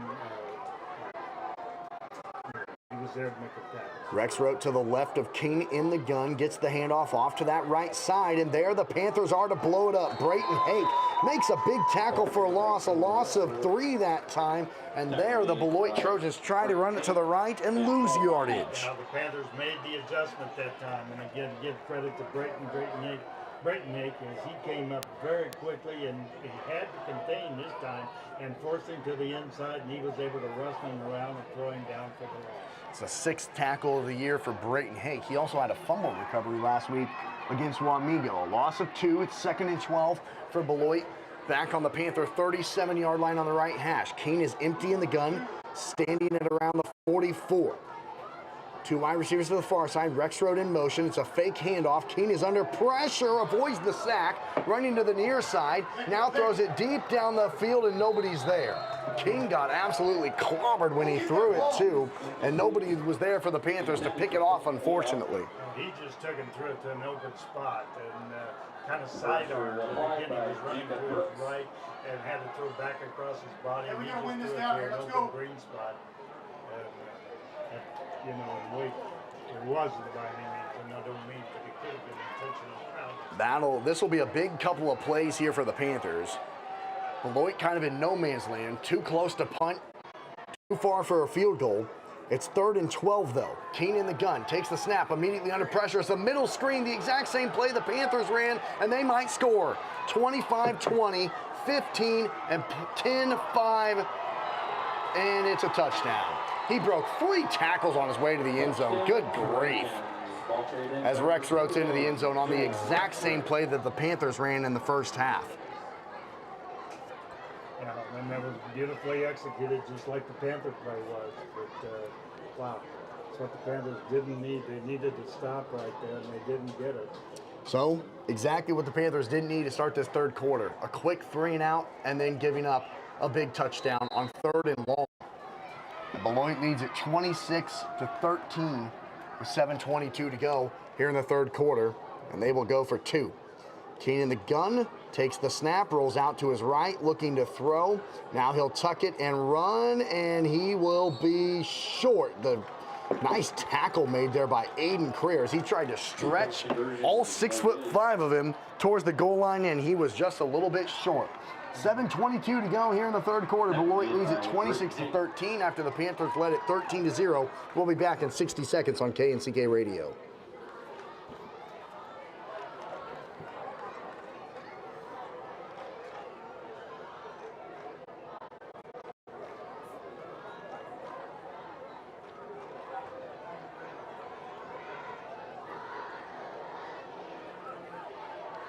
Oh, there's a Lincoln Cure sighting. Okay.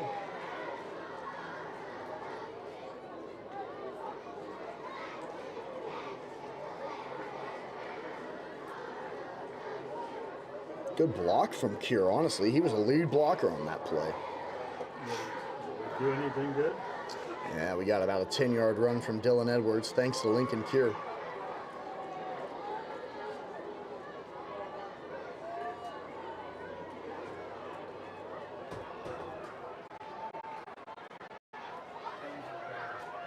Oh, we're down 7-3. Yeah. So, God damn. Thanks so much to Tyler Dorman back in the studio. Lauren Swinson, Austin McNorton here with you from Harold M. Clark Stadium on this Friday night, a warm September Friday night with the lights on and the sun down now. 7:22 to go here in the third quarter. Beloit leads at 26-13 as the Trojans have scored 26 points unanswered. Concordia has had some opportunities. The last time they went 3 and out. Got to get something going here on this offensive possession to just try and get some momentum back, if nothing else, at this point. You're right. They just need something good to happen. You'd like to see them get a good running game going here. You know, that quarterback draw worked nice at the start of the second half. We'll see if they go back to that. 2 wide receivers to the near side, 1 to the far side. Drake Blockleaner is in the gun with Brayton Hake standing to his left. Sends Riker Wildeman in motion, and Drake will keep it himself off behind Wildeman to that left side and is cut down after a gain of 1 off a really nice tackle on that far side by Joel Fuller. And Fuller, that's his second tackle of the season. Trying to get to that sideline, Lauren, but Beloit's speed there on the edge was able to prevent that. They do. They're playing they know that the Panthers want to go to the outside. That's where the Panthers' advantage are. They have the speed, and certainly in Freer and Wildeman, Jackson, all of those, and so they're going to the outside. Panthers just got to find that crease up the middle. 2nd and 9 for Concordia. Ball on their own 21-yard line. 3 seconds on the play clock. Blockleaner does get the handoff up the middle to Hake, who breaks out of the tackle. 35-40. There goes Brayton Hake and plows his way to the 46-yard line. The most powerful run of the season for Concordia by far. Wow. Run by Brayton Hake. He broke the tackle just by lowering his shoulder as he was down, took on a safety and just ran right through him and picks up the 8th first down for the Panthers. Boy, what a run from Brayton Hake. Friday night against Wamego, he had 2 carries for -4 yards. And boy, that was a big play there for the Panthers. 1st and 10 on their own 46-yard line. Panthers only had 23 yards rushing in the first half, and he had, 25 or so like on that play. 6:05 to go here in the third quarter. Beloit leading, and everyone moved. An offensive false start on Cole Libby, and the Panthers will move backwards 5 yards. Looked like Beloit did jump first, but unless you make contact, it's going to be on the offense. And the officials are discussing if he did make contact. I don't think he did, but it's close. This could maybe benefit Concordia, but I'd be shocked if it did. Now the White Hats coming back to the middle of the field and discussing it with another official. Yeah.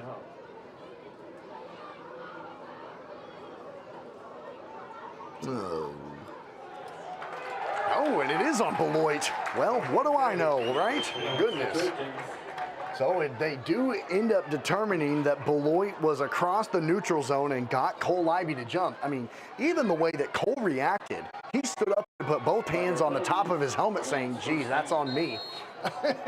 Instead, it's a 5-yard penalty, and it's 1st and 5 now for Concordia in Beloit territory on the 49-yard line. 2 wide receivers to the near side, 2 to the far side. 5:45 to go here, third quarter. Beloit leading at 26-13. Handoff up the middle goes to Hake, and look at him fight forward all the way up to the Trojan 47-yard line. A gain of about 3, making it 2nd and 3. Good hard run that time by Hake, again running behind Cole Libby and Colin Williams here on the right side. It's 2nd down. The scoreboard says it's 3rd down, but now they move it back to 2nd down. Yep. Gain of about 2, because they had first down and 5 after the penalty. Yep. So again, 5:10 to go here in the third quarter. The Royals lost tonight for those who were expecting to hear that broadcast on KNCK Radio. Beloit leading 26-13 here. Rivalry in North Central Kansas. Block leaner in the gun on 2nd and 3. Hands it up the middle to Brayton Hake again, and look at him plow forward up to the 45-yard line. He's going to be about a half yard shy of the first down, making it 3rd and inches here for Concordia after this next play. But Hank's running with some power, Lauren. He really is. He's running to the strong side of the formation behind Will Lively and Cohen Williams that time, and they got just enough of a push. And then he just, he just kept those legs pumping and wasn't able to quite pick up that first down, but came very, very close. 3rd down and 1. Clock continues to run. 4:20 to go here in the third quarter. 3rd and about half a yard for Concordia. They need to get to the Beloit 44.5-yard line. They're on the 45. Blockleaner will keep it himself up the middle, and nobody blocked for him at all. A loss of 3.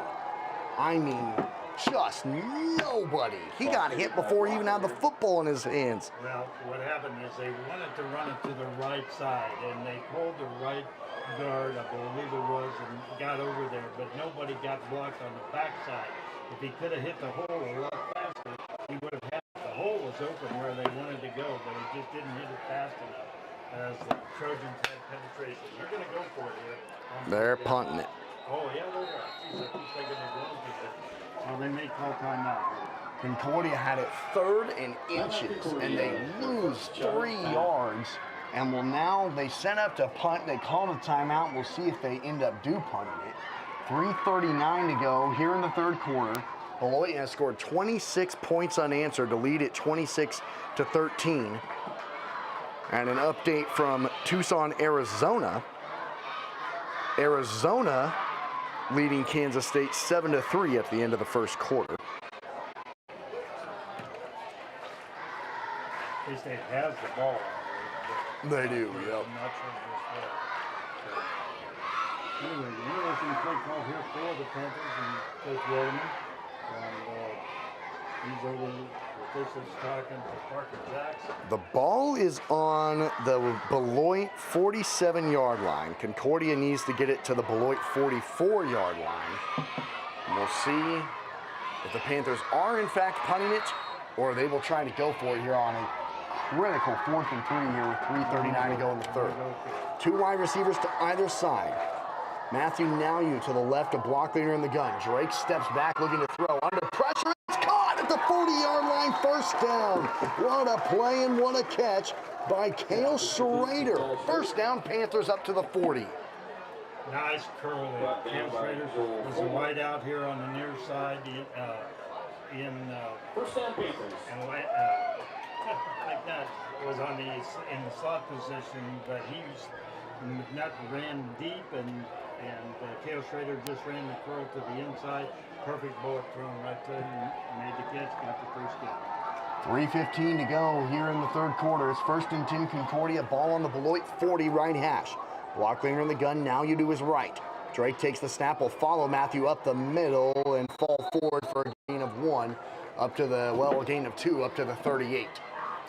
Again, that play would have went, except again, they're getting backside penetration, the Trojans are. Yes. And if he could have hit the hole just a little quicker, there was some running room off that left side. Second and a long 8, if not 9 here for Concordia, with 2:35 to go here in the third quarter. Beloit leading at 26-13. Going to the far side is McNutt.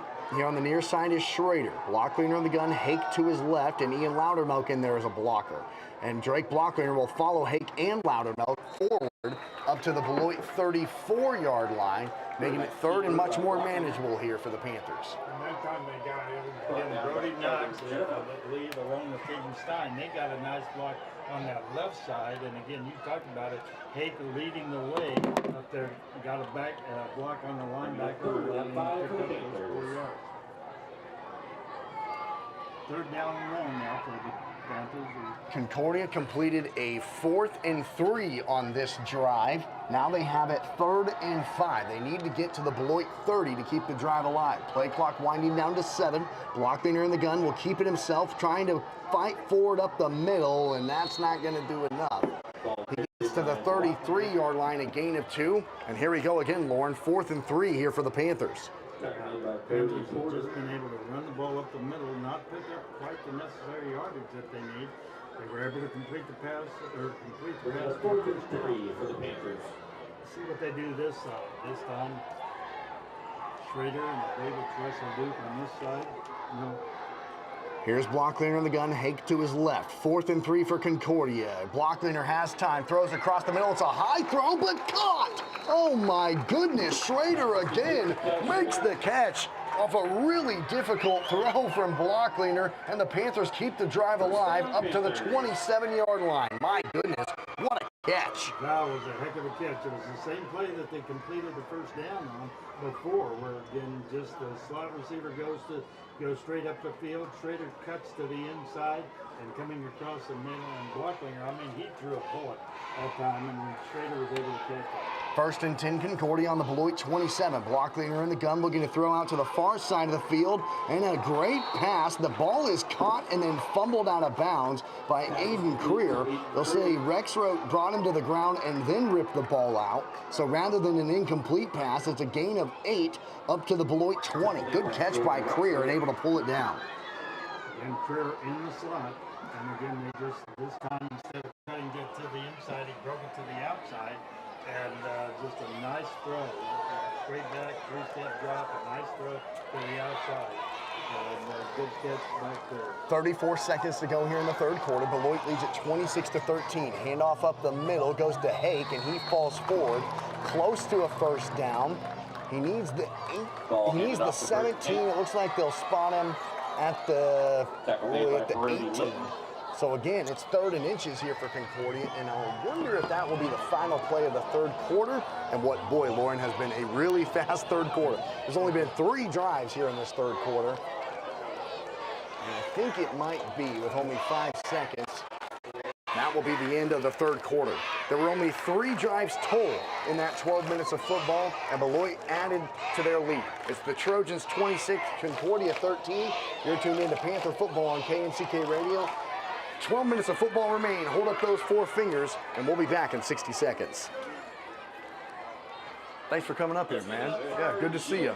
You see everything that Tyler was doing? Yeah. Yeah? Seems simple enough? Yeah. Okay, awesome, awesome. And then, yeah, this is just kind of my setup and everything here. I got my... K-State didn't score. Oh, yeah, they were terrible.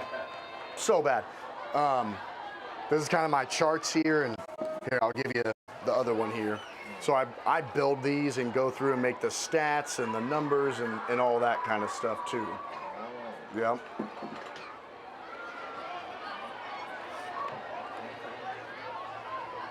And then I got the full rosters here. Pretty good crowd and stuff too, yeah? Yeah. Yeah? More people than I expected. It was hard to find parking. Yeah, find a parking spot, yeah. The rest of your teammates here and stuff too? Yeah. The thing is, we don't know where the AD is. Let's see. So we're trying to find him. He's standing right down there on the track. The red hat and the red shirts and the black shorts. You see him? Thanks, Tyler. Thanks to Tyler Dorman back in the studio. Lauren Swinson, Austin McNorton here for quarter number 4. It's Beloit 26. Concordia 13 with 12 minutes to go. It's 3rd and inches for Concordia on the Beloit 18-yard line left hash. Blocklinger will keep it himself up the middle, fighting forward inside of the 15 and a 1st down. You see him standing down there? Red hat, red shirt, black shorts. Yeah. Yeah? Yeah, perfect. Here, I'll take those. I'll take those back. Thank you. Well, Lauren, a long drive here for the Panthers and what was a really fast 3rd quarter. And Concordia's knocking on the doors there in the red zone. Panthers are trying something to make it more. They're just letting Hake lead the way through the middle, and Blocklinger follows him on that left side. Here's Blocklinger in the gun with trips to the far side this time, and the handoff goes to Hake up the middle, and look at him drag those Trojans with him all the way up to the 6-yard line, and Brayton Hake has come out here in the second half and run with some authority. He really has. He picks up about 5-6 yards on that. And again, he is just following right now Jacob Brooks, Brody Knox, and Stein, Cole Stein. Cole Libby, Caden Stein. Yeah, Caden Stein. I'm sorry, I'll get it right here. But off that left side, and boy, he's finding some running room. Second down for Concordia, ball on the 8. Blockleaner keeps himself up the middle and is thrown down in the backfield. What a tackle, and really a touchdown-saving tackle there for Beloit because Drake had blockers, but what an incredible tackle made by Hayden Nicholson. We talked about him a lot in the first half, and he just saved a touchdown there because if he didn't make that tackle, nobody was for Beloit. Drake was in the end zone. And again, the Panthers are just not getting that backside block. They need they haven't once. Backside block just enough to get him because that was a touchdown run if it wasn't for the crashing on the backside.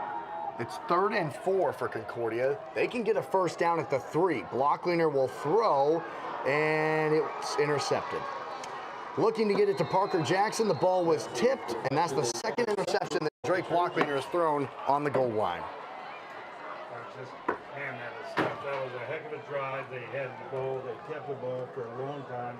Did a nice job at just moving the football down, and just now twice, 2 touchdowns scored by just some fortunate plays for the Trojans. So Beloit will take over, again leading at 26-13. They have outscored Concordia. It was 13-0 at one point. Believe it or not, folks, Concordia had the lead 13-0. Beloit has scored 26 points unanswered, and that's 2 times now that Concordia has been right near the end zone that they've turned it over. 2 wide receivers to the near side. Keene is standing at his own goal line, hands it up to Rexroad up the middle, and there he goes. Brayton Hake will make the tackle, but not before he gets up to the 9-yard line, and a pick of about 4 that time on first down. Panthers had several people there, and you talked about it. It was, again, Parker Jackson making the initial. Several other people, Brody Knox, I believe, was in there. Is that right? Did I get that number right? Yes. 9:50 to go here in the ball game. Beloit leads at 26-13, and here on the near side, the Panther fans are quiet. And Beloit just trying to do what they do best, Lauren, run the clock out. 2 wide receivers to the far side, Keene in the gun with Rex Rote to his right. He takes the snap, throws it across the far side, and it's in and out of the hands, and boy, it was nearly picked off by Burke Kendall as it went right through the hands of the wide receiver for Beloit, Cale Linners, and then Burke Kendall nearly had a shot at it, surprising Beloit throwing the football there. It's now 3rd and 7 for the Trojans, back on their own 8. Williams coming out, Ian Louder not coming in right now.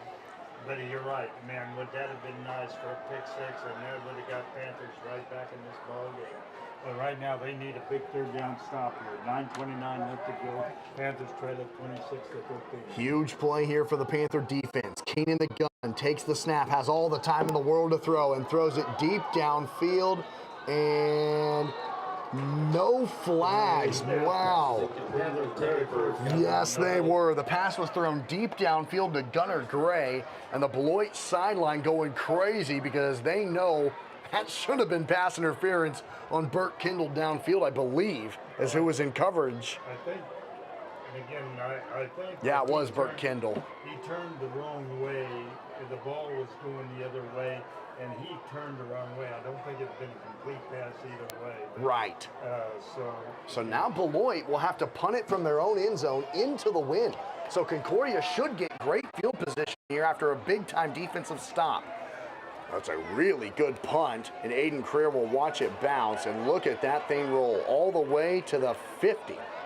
Boy, we've had 2 great punts tonight, one from each team from their own end zone, getting it all the way out to midfield. But Concordia, after throwing a touchdown in the end zone their previous possession, looking to bounce back and try to make this a little bit more interesting with 9:09 to go here in the ball game and trailing by 13. Do or die time here, if you will, for Concordia, Lauren. It is right now. You want to see this have a good drive right here. You've still got time. It's a 4th quarter. We've seen Concordia hit a 60-yard touchdown pass and a 51-yard touchdown pass. One was a touchdown, one wasn't, so we'd love to have a big play here. Blockleaner's in the gun. Has time to throw. There's something you don't see. Now he steps up in the pocket, will tuck it, and get thrown down after a gain of 4 up to the Beloit 46-yard line. Nobody could get open downfield that time for the Panthers. He had time to throw, though. Giving credit to the offensive line on that. They did give him the 3, so he was able to break it out. I wasn't watching the coverage down the field, but apparently there was nobody open. 2nd and 6 for the Panthers. Ball on the Beloit 46-yard line with 8:37 to go here in the ball game. Down by 13. 2 wide receivers to either side.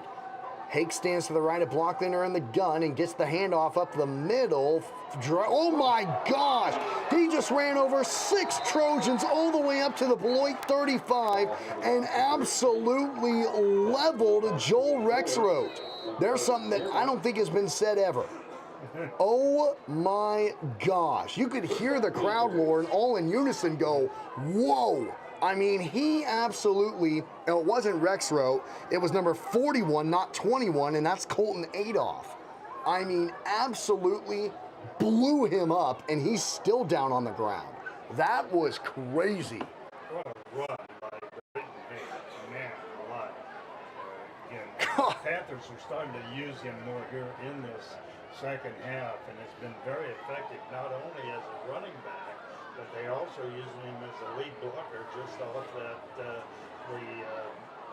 zero hole, man, and just doing a nice job. So we'll see what the Panthers keep, if they keep using that, if they keep doing that, or if they throw the ball. I'm impressed right now with the Panther offense. It really is clicking. It's just these 2 interceptions down by the end zone where they would be ahead in this ball game. Yep. It's 1st and 10 for Concordia. Ball on the Beloit 35-yard line in between the hashes. 8:20 to go in the ball game. Beloit leading at 26-13. Blockleiner in the gun sends Creer in motion. Hands it off, now keeps it. Trying to bounce it to the outside and gets cut down after a gain of 3 up to the 32-yard line. Several Trojans there, but making the tackle initially was number 3 for Beloit, and that is Carter Jermark. And now really what happened that time was Drayton just kind of missed his block. He didn't get the block that he really wanted, as he was able to slide off of that, and then Blockleiner moved the wrong way. I think if he went the other way, he could have found for a little more yardage. But again, they are finding some real good running room off this left side, again behind Brody Knox and Kyle Stein. Caden Stein. 2nd and 7 Panthers. Blockleiner hands it off to Aiden Creer, who cuts it back up the middle and breaks out of a couple tackles, dragging Trojans with him up to the 23-yard line. A gain of 10 and a Panther first down. That's their 12th first down, so they are moving the ball nicely now. Just got to capitalize once you get here towards the red zone. Well, they're doing a good job of running it, but again, if they can mix up the pass, and again, in that first half, again, Blockleiner was 9 of 12 with 1 interception and 2 touchdowns, and he's here in the second half. I heard him figured it out. 7:13 to go here in the ball game. Beloit 26, Concordia 13. 1st and 10 Panthers on the Beloit 23-yard line. Blockleiner in the gun, hands it up the middle to Brayton Hake. There he goes! 5 and cut down at the 2. Boy, he almost scored. Brayton Hake dragging Trojans with him down to the 2-yard line. I want to tell you something. I think he could have scored if he broke the other way down there about the 5-yard line. Instead, he wanted to run over the tackler, and he went to his left and ran over this tackler. But again, the 13th first down, how many yards did he pick up? An explosive play there, a gain of 21 for Brayton Hake. 1st and goal, Panthers at the 2. Blockleiner keeps it himself up the middle. Touchdown! Touchdown, Panthers. Drake Blockleiner's first rushing touchdown of the season. And Concordia has made it a 1-score game with 6:38 to go. A big-time answer there. A 50-yard touchdown drive for CHS. And that was just done on the ground. That was beautiful. That was smash-mouth football at its finest right there. So now a big point after attempt here for Parker Jackson. And it's a fake. Blockleiner keeps it and tries to get there, and he's short. I'm surprised that was the call there. Rather than making it a 6-point game, the Panthers are now down by 7 on, I don't know if it was a fake or a mishandled snap, but it looked like a fake the way that blockmaker immediately stood up and ran. But it's a one-score game with 6:38 to go in the ball game. Beloit 26, Concordia 19, and we'll be back in 60 seconds on KNCK Radio.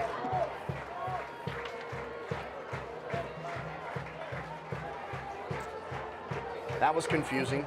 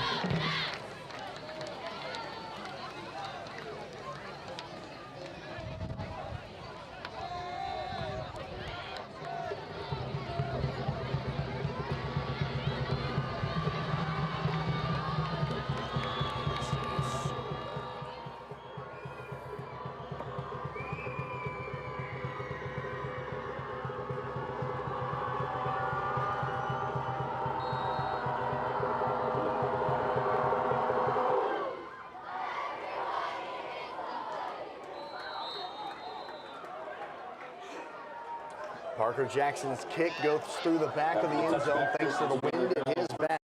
Tyler Dorman in the studio. Lauren Swenson, I'm Austin McNorton here at Harold M. Clark Stadium, where there's a tension in the air between these two rivalry teams. Beloit leads Concordia 26-19 and has the football on their own 20-yard line going left to right into the wind.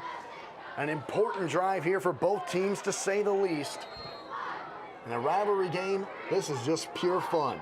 Here's Keene in the backfield with Rexroth directly behind him.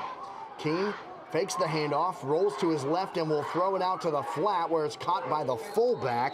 That's Colton Adolph for a gain of 5 up to the 25, making it 2nd and 5. He's going to be okay. Oh, no, he's not. He got up and started running up, and something happened to him. I think it's a cramp. Cohen Williams is who it is. And yes, this is something we didn't see a lot of in the first game against Wamego. There weren't a lot of cramps because, well, it was 60 degrees at kickoff. Right now, what's the temperature, Lauren, here at 9 o'clock tonight? I'll check it out for you. Because it's a lot warmer right now than it was at kickoff at Wamego last week. That just kind of tells you the drastic difference. 83 feels like 85. So that's a literal 20-degree difference, and I'm sure it feels like 90 down there on the turf. And so we saw a Beloit player have some cramping earlier, and now Cohen Williams with some cramping. With 6:18 to go here in the ball game, Beloit leads at 26-19 and faces a 2nd and 5 on their own 25. Boy, Lauren, what a critical defensive possession this is for CHS. It is right now. You just got to come out. You got to get that stuff. You know, you got the win here in the fourth quarter. You need a touchdown to win the ball game, but you got to stop the Trojans right now. It will be Beloit football as Williams comes off the sideline. 2 wide receivers here to the near side, and now a tight end over there as well. Keene in the gun, Rexroth directly behind him. Rexroth gets the handoff up the middle with room to run, and boy, he just blew Parker Jackson backwards 7 yards up to the 32-yard line and a Trojan first down. Rexroth running with a little bit of authority, blew Parker Jackson backwards a long ways. Away with their 8th first down. The Panthers right now have 12, but the Panthers need to stop the Trojans right here. 1st and 10 Beloit, ball on their own 32-yard line, doing what they do best. Run the football up the middle and burn clock. It's the Trojans' bread and butter. We talked about it with Coach Wilderman in the pregame. You and I talked about it in the pregame. We knew it was what they were going to do, and with a 7-point lead, this is what they thrive on. Here's Keene in the backfield. Rexroth stands to his right, and there's whistles. And I think another, was it an illegal substitution again? Either that. These officials aren't real good at. I don't know if it was a delay of game. So I wasn't. It might have been just a simple delay of game, but if it was, that I thought the signal for that was a little bit different.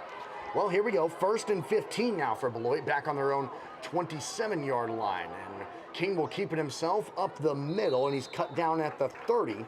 Nice tackle made over there on that far side by Rush LeDuc and Parker Jackson.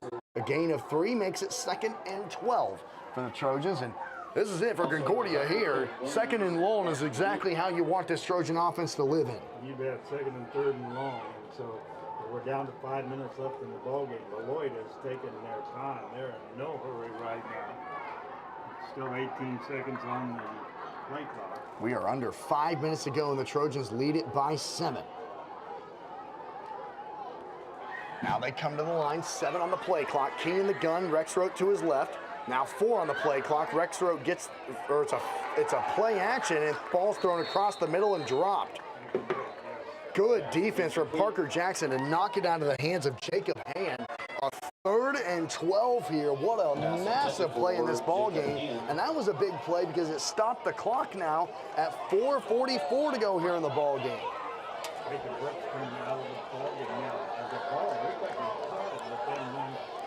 Jackson hit him while he dropped it and it came rolling out. We saw that. So you're right. Again, it stops the clock. That's what the Panthers wanted. But 3rd and 12. Huge defensive play here for the Panthers. Trips to the near side. Rexroth stands to the left of King in the gun. He takes the snap. It's a wide receiver screen up the middle again, and Rexroth gets cut down short. He needed the 42. He got the 41. A great tackle by Matthew Nowyu. It's 4th and 1 for Beloit, and what a big-time decision this will be with 4:25 to go in the ball game, and the Trojans leading by 7. They actually spotted it back at the 40, so it's 4th and 2 now for Beloit, and yeah, you're thinking they're probably going for this. They get to the line quickly.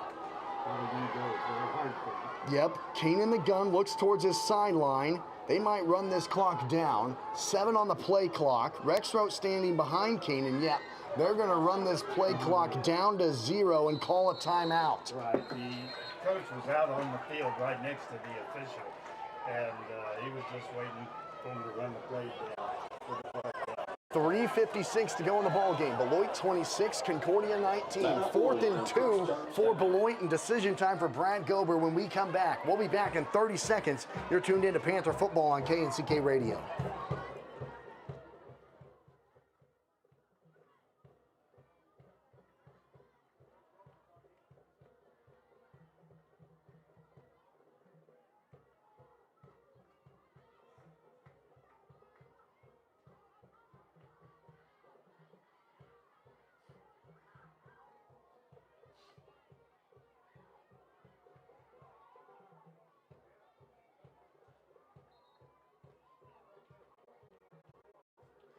Thanks so much to Tyler Dorman back in the studio. Lauren Swinson, Austin McNorton coming to you from Harold M. Clark Stadium here on this Friday night. 3:56 to go in the ball game. It's Beloit 26, Concordia 19, and the Panthers are forcing a Trojan punt.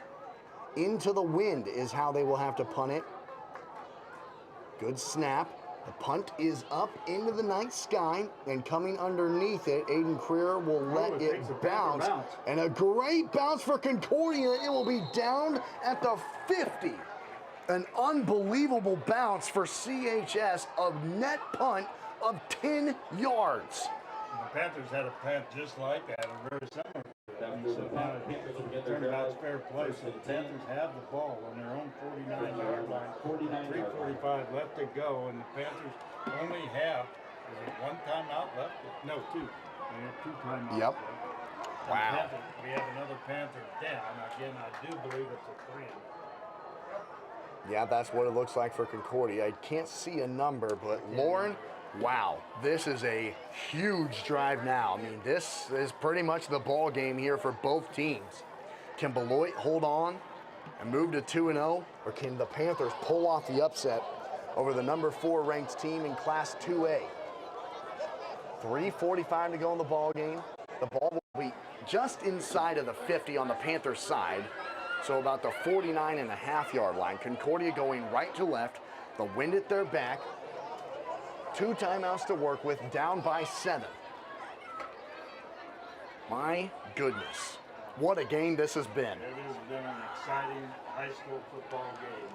And right now, I know what those cramps are like. I get them sometimes in the middle of the night. Man, they wake you straight up. It's going to be Riker Wilderman. And he's going to walk and run off. Yep. Here goes the Panthers here. 3:45 left to go. Here we go. Here we go. The Beloit fans making some noise. Panthers down by 7. I mean, yeah. Blockleaner in the gun, and Brayton Hake stands to his right. 2 wide receivers to the far side. Aiden Creer goes in motion. Blockleaner in the gun, takes the snap under pressure, now tucks it and throws it back across the middle. It's caught by Schrader. He cuts it up to the 40, into Beloit territory to the 35. What a big-time play on first down for CHS. I think there's going to be a holding call down there on one of the Panthers right by the play. I think it's going to be a first down, and we'll see where. And maybe it's a face mask based on what I just saw. The official pointed to his head. Okay. So I don't know. It was, yeah, the flag was thrown right at where Cale Schrader got tackled. No, It's against Concordia. That isn't 10-yard holding penalty. No.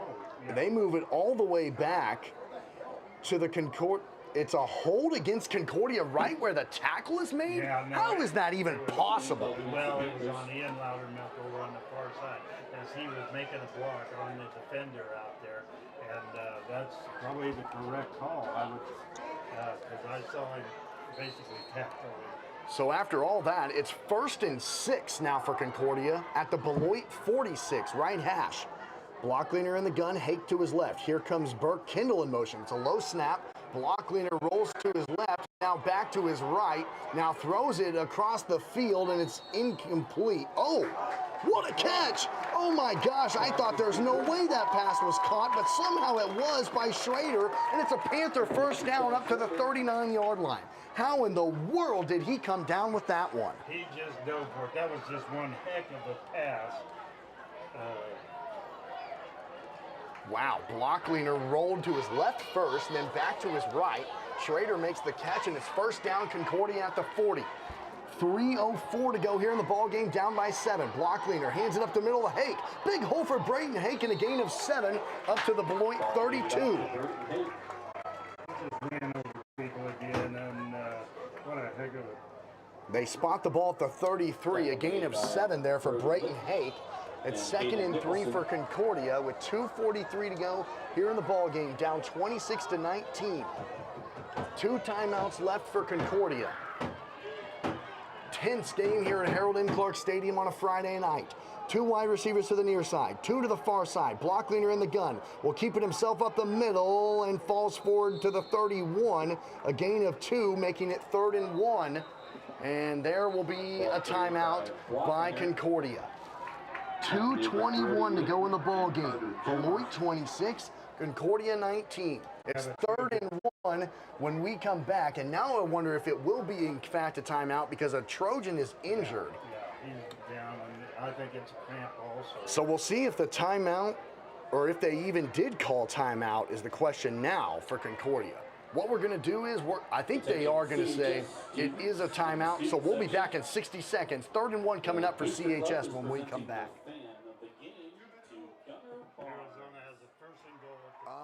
Just after this one, Tyler. Just make it a 30 here. So just after this one. Also a reminder. No, K-State's defense is the worst of all time. We'll begin serving pancakes at 11 p.m. tonight. Yeah, let's go after this one ends here. And we'll conclude by midnight. The Booster Club will be cooking up hot and delicious pancakes. Come on. So it was just an injury, not a timeout for Concordia. They have it 3rd and 2 on the Beloit 32 and a false start on Brayton Hake. Oh no, the running back commits a critical penalty against CHS, and 3rd and 2 is now 3rd and 7. I just picked up, I'll figure it up here in a little bit, but right now I think it is the 3rd or the 4th penalty for a total of 45 yards. Oh boy. That one was kind of critical, but again, it's fourth down territory, no question about it. Right here, the Panthers can do it. Two wide receivers to either side. Much more difficult now for CHS. Block leaner in the gun, takes the snap, looking to throw. Under pressure, steps up in the pocket, and it's incomplete. Miscommunication between him and Cale Schrader. Ball game right here. You had it 3rd and 2. Now it's 4th and 7. And now Concordia will call a timeout. 1:52 to go in the ball game. Beloit leads it 26-19. And the play of the game, pretty much the next play, determines who wins this football game. And we'll be back in 30 seconds.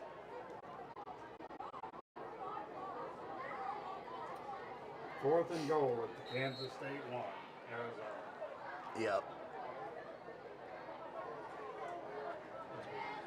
Timeout Concordia, their second charge. Looks like a touchdown.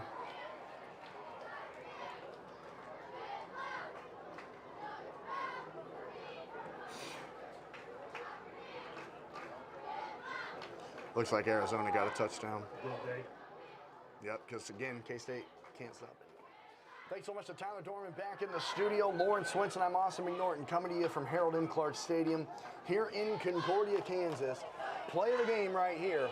Beloit 26, Concordia 19. 1:52 to go in the ball game. The Panthers have it 4th and 7 on the Beloit 36-yard line on the right hash. The Panthers had it 3rd and 2. A false start penalty and an incomplete pass makes it 4th and 7. Do or die time for both teams. Block leaner in the gun, takes the snap, throws it deep downfield, wide open, caught! 10-5 touchdown! Oh my gosh, the Panthers have made it a 1-point game! A touchdown pass to an unguarded Aiden Creer down the near sideline. The Panthers score! Oh my goodness. What a play call out of the timeout for CHS. Aiden Creer was wide open, and Blocklinder just had to throw a rainbow up in the air for him to run under it. Yeah, they did. That was what a call. And now, what do the Panthers do? You go for the win or the tie? Exactly. That's the question. A minute 45 to go. So what do you do? I didn't see the route. I'm assuming that Creer was in the slot here on the near side, and the wide receiver ran the slant, and Creer went deep, and he was wide open. He had to wait for the ball, but Creer, wow, that's his second touchdown pass tonight, and third touchdown pass tonight. A 36-yard touchdown pass from Drake Blockleaner to Aiden Creer on 4th and 7. It's Beloit 26, Concordia 25, with 1:45 to go here in the ball game. The question is, are the Panthers going for the tie here or going for the lead? They're going to go for the lead. A wide receiver to the near side is Ian Loudermilk. Brayton Hake stands in the backfield to the left of Drake Blockleaner. Schrader on the right side with Riker Wilderman. Parker Jackson in at the tight end spot. Blockleaner takes the snap, rolls to his right, and throws. It's in there! The 2-point conversion is good! What a throw from Blockleaner to Schrader, and the Panthers have taken the lead!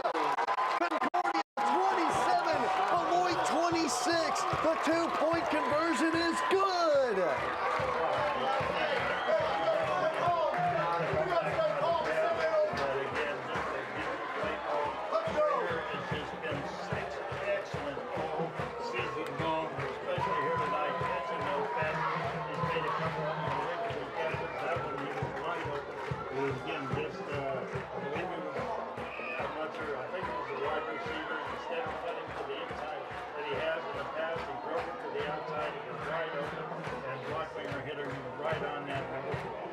Concordia has scored 14 unanswered points all here in the fourth quarter to come back and lead Beloit 27-26 with 1:45 to go in the ball game.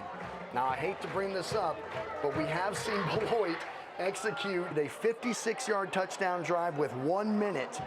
Now they have 1:45 to work with and 2 timeouts, down by 1. Parker Jackson, put it through the back of the end zone if you can. With the wind and Jackson will kick 26 And can the freshman quarterback, 6'5", Truett Kane, execute a 2-minute drill to give Beloit a win here against their rival on the road? You want to talk about pressure for a freshman, my goodness. It is for him, but on this defense too. Let's see, Panthers moving some people around on defense as they bring in Willie Knox in to play defensive tackle right now. Here we go. 2 wide receivers to the near side, 1 to the far side. Kane in the gun, 1st and 10, Beloit on their own 20. In the gun, he'll throw it to the far sideline, wide open, it's caught. 30, 35, and up to the 36 on the reception is Cale Lenners, his first catch of the year, a gain of 16 here on 1st down. That's about as good as you can start for Beloit. Clock continues to run. 1:35 to go in the ball game. Concordia leading 27-26. 2 wide receivers to the near side. Kane in the gun, takes the low snap, has time, throws it across the middle. The pass is caught and then tackled immediately there. Brayton Hake lays on top of Colton Adolph after a short gain of about 6 up to the Beloit 43-yard line. Tick, tick, tick. 1 snap, has time to throw. Now rolls out to his left, still has plenty of time. And Matthew Nowyu throws him out of bounds. What a play from Matthew Nowyu. Even stop the clock. Yes. Still, though, that makes it now 3rd and about 6 here for Beloit, back on their own 41 with 58 seconds to go here in the ball game, and Concordia leading it 27-26. Matthew linebacker, or Matthew Nowyu was a linebacker, he was playing out to the 5, and came up and made the tackle. Here's Beloit, Kane in the gun, rolls out to the right, has wide receivers deep downfield, now under pressure, gets hit as he throws, and the pass is incomplete. The pass is incomplete, and here we go. This is the ball game. 52 seconds to go. It's 4th and 6 for Beloit. They need to get up to their own 47-yard line to keep the drive alive and keep the ball game alive as Concordia leads it 27-26. Can Concordia pull off the upset? He's coming over from the backside. He saw as the quarterback rolled out. He came up and said, me here, and he got hit. Here is the ball game right here. Nothing more on this side. Here's Kane in the gun, trips to the far side of the field. He takes the snap, has time to throw, throws it deep, down the far sideline. It's broken up! It's broken up! The pass is incomplete! The Panthers are going to pull off the upset! Oh, baby! What a defensive play in the secondary for CHS! Ian Wilderman. Ian Wilderman was not letting him get behind him when the ball was thrown to the outside.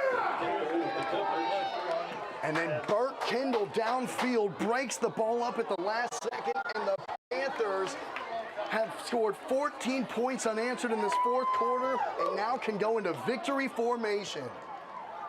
Wow, what a ball game. Oh my goodness. Beloit only has 2 timeouts, so Concordia needs to take 3 knees and the game will be over. Oh my goodness, Lauren, this feels so good. What an incredible victory for Concordia. Penalty flag, so that's going to stop the clock. Flag on the play. Penalty flag there. I'm not sure what if there was, they didn't get set. Blocklinger was in the gun. And it's a false start against Concordia. Oh boy. Well, 44 seconds to go in the ball game. Concordia leads it 27-26. And boy, this crowd here just kind of shaking with excitement. Now it's 1st and 15. It doesn't really do a whole lot for Concordia. 1st and 15, it's Yep. 4 seconds, but it's still 1st down.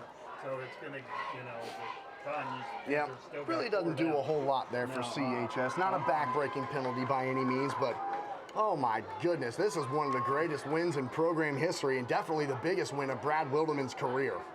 Right. Upsetting the Class 2A Final Four contender in Beloit after getting shut out last season by this Trojan team 28-0. You wondered, with so many Panthers returning from that team, if they would have an edge, would have a hunger to pull off this upset.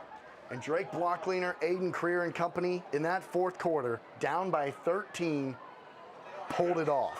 I want to give a shout out to a young man we haven't talked about much all night, but it's Jacob Brooks, the center out there. You know, here it is. This is normally the quarterback would go up under center right now and make sure there was no fumble snap. And but they stay in the shotgun. And Jacob Brooks there's been a low snap or two, but not any bad snaps. The white hat's going to come over. I don't know if he's going to illegal. Oh, Beloit declined the penalty. Yeah, I'm not quite sure why, other than if that would take the down. It is. Boy, there's a lot of conversation here with the officials. They moved it to second down instead of first down. And they put the clock back to 46 seconds. And so, see, and they used it down on that. Now, if they've got one more, they still show they have 2 timeouts. Okay, so now it's so they could still 2nd and 15 with the kneel down, and then will the clock start? Yes, there the clock starts again, I think. Nope, it'll start. Oh, there. Well, they went to 45 seconds. Okay, so now Blockleaner in the gun takes the snap and just dives down at the 48, and there Beloit uses one of their timeouts, stopping the clock at 42 seconds. So that should only leave. This is very confusing how that false start penalty factors into everything with Beloit declining it. They still show 2 timeouts. There can only be 1 timeout. Yep, so Beloit uses their second timeout here. It's too bad that the white hat official elected to not use a microphone tonight, because you gotta have one. I mean, I don't care if you're an official. Use the microphone. I mean, that's kind of inexcusable, especially at the 4A level. Use the microphone for this exact reason. Nobody knows what's going on. And this is, critical. It's now 3rd down for Concordia. And the question will be, how much time is on the clock? And Beloit still has 1 more timeout left. So with that penalty, Beloit might be able to get the football back after all that. They had to really questioning what's going on right here.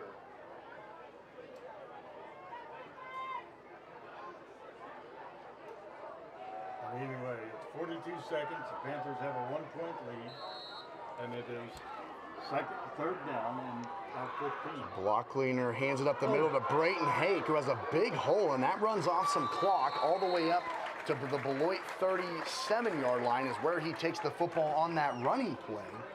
And there Beloit will use their final timeout. But it'll be 4th down. It'll be 4th down for Concordia with 35 seconds left. So the question is, Beloit could get the ball back.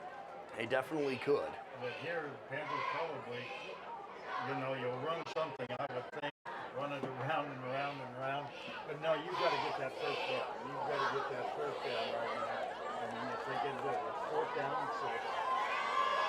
Yeah, it'll be 4th. Concordia is at the Beloit 38-yard line. They need to get up to the 31-yard line. So it's 4th and 7 for Concordia with 35 seconds left, leading Beloit 27-26. You get the 1st down. Finally, we thought the game was over, and now that would officially make it over.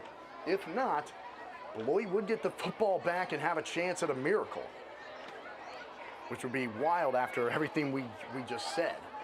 Just can never say the game's over until it is, I guess, is the learning lesson. Yogi Berra. Not over until it's over. So here we go. Well, actually, the Panthers are back to punt. Yes, Concordia's back to punt, and that could work out. Just trying to pin him back inside of the 10. Snap is good. Punts away. He kicks it high into the air, and it goes to the right, and Out of bounds. the official goes down and spots it at the right at the 17, Lauren. That's exactly right. So Beloit gets another shot. But they have no timeout. No timeouts and 32 seconds to try and get into potentially field goal range, where they would have to kick it into the wind, down 27-26. So You thought the game was over? It's not, because Concordia false started in victory formation. And here we go.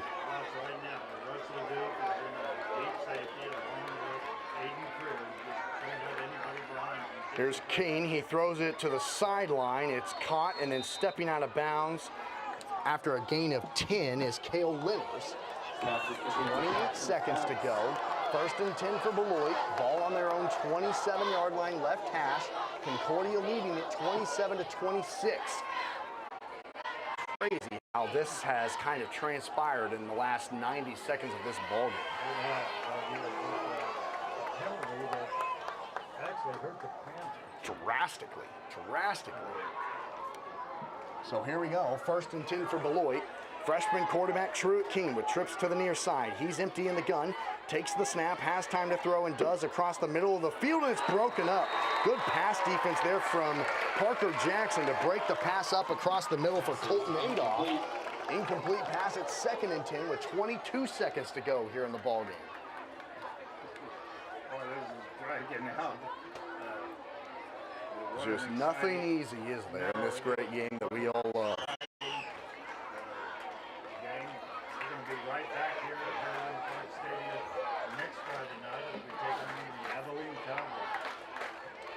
Abilene was leading Chapman at the half. I don't know if that game ever went final or not.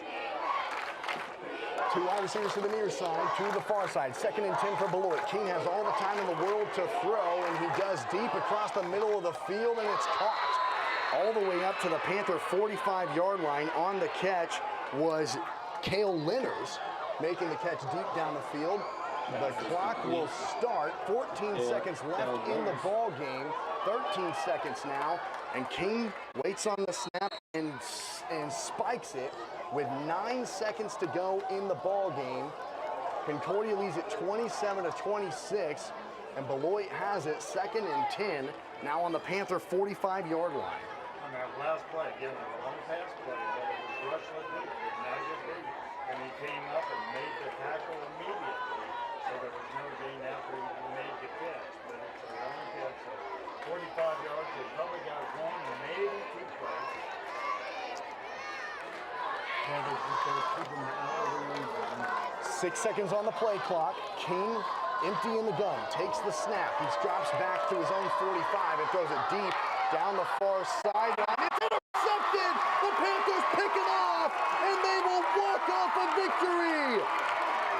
The Rush Ledoux, the lone senior on this Panther football team, makes the game-winning play, and Concordia has beaten their rival, the Beloit Trojans. He was getting mobbed. He was getting mobbed.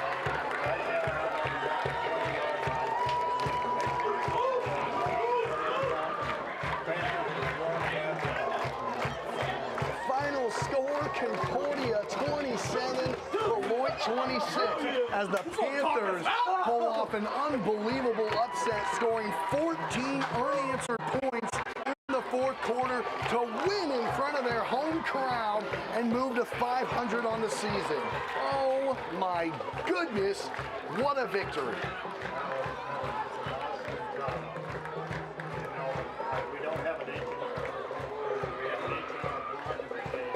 Yeah, we'll give all that. We'll give all that.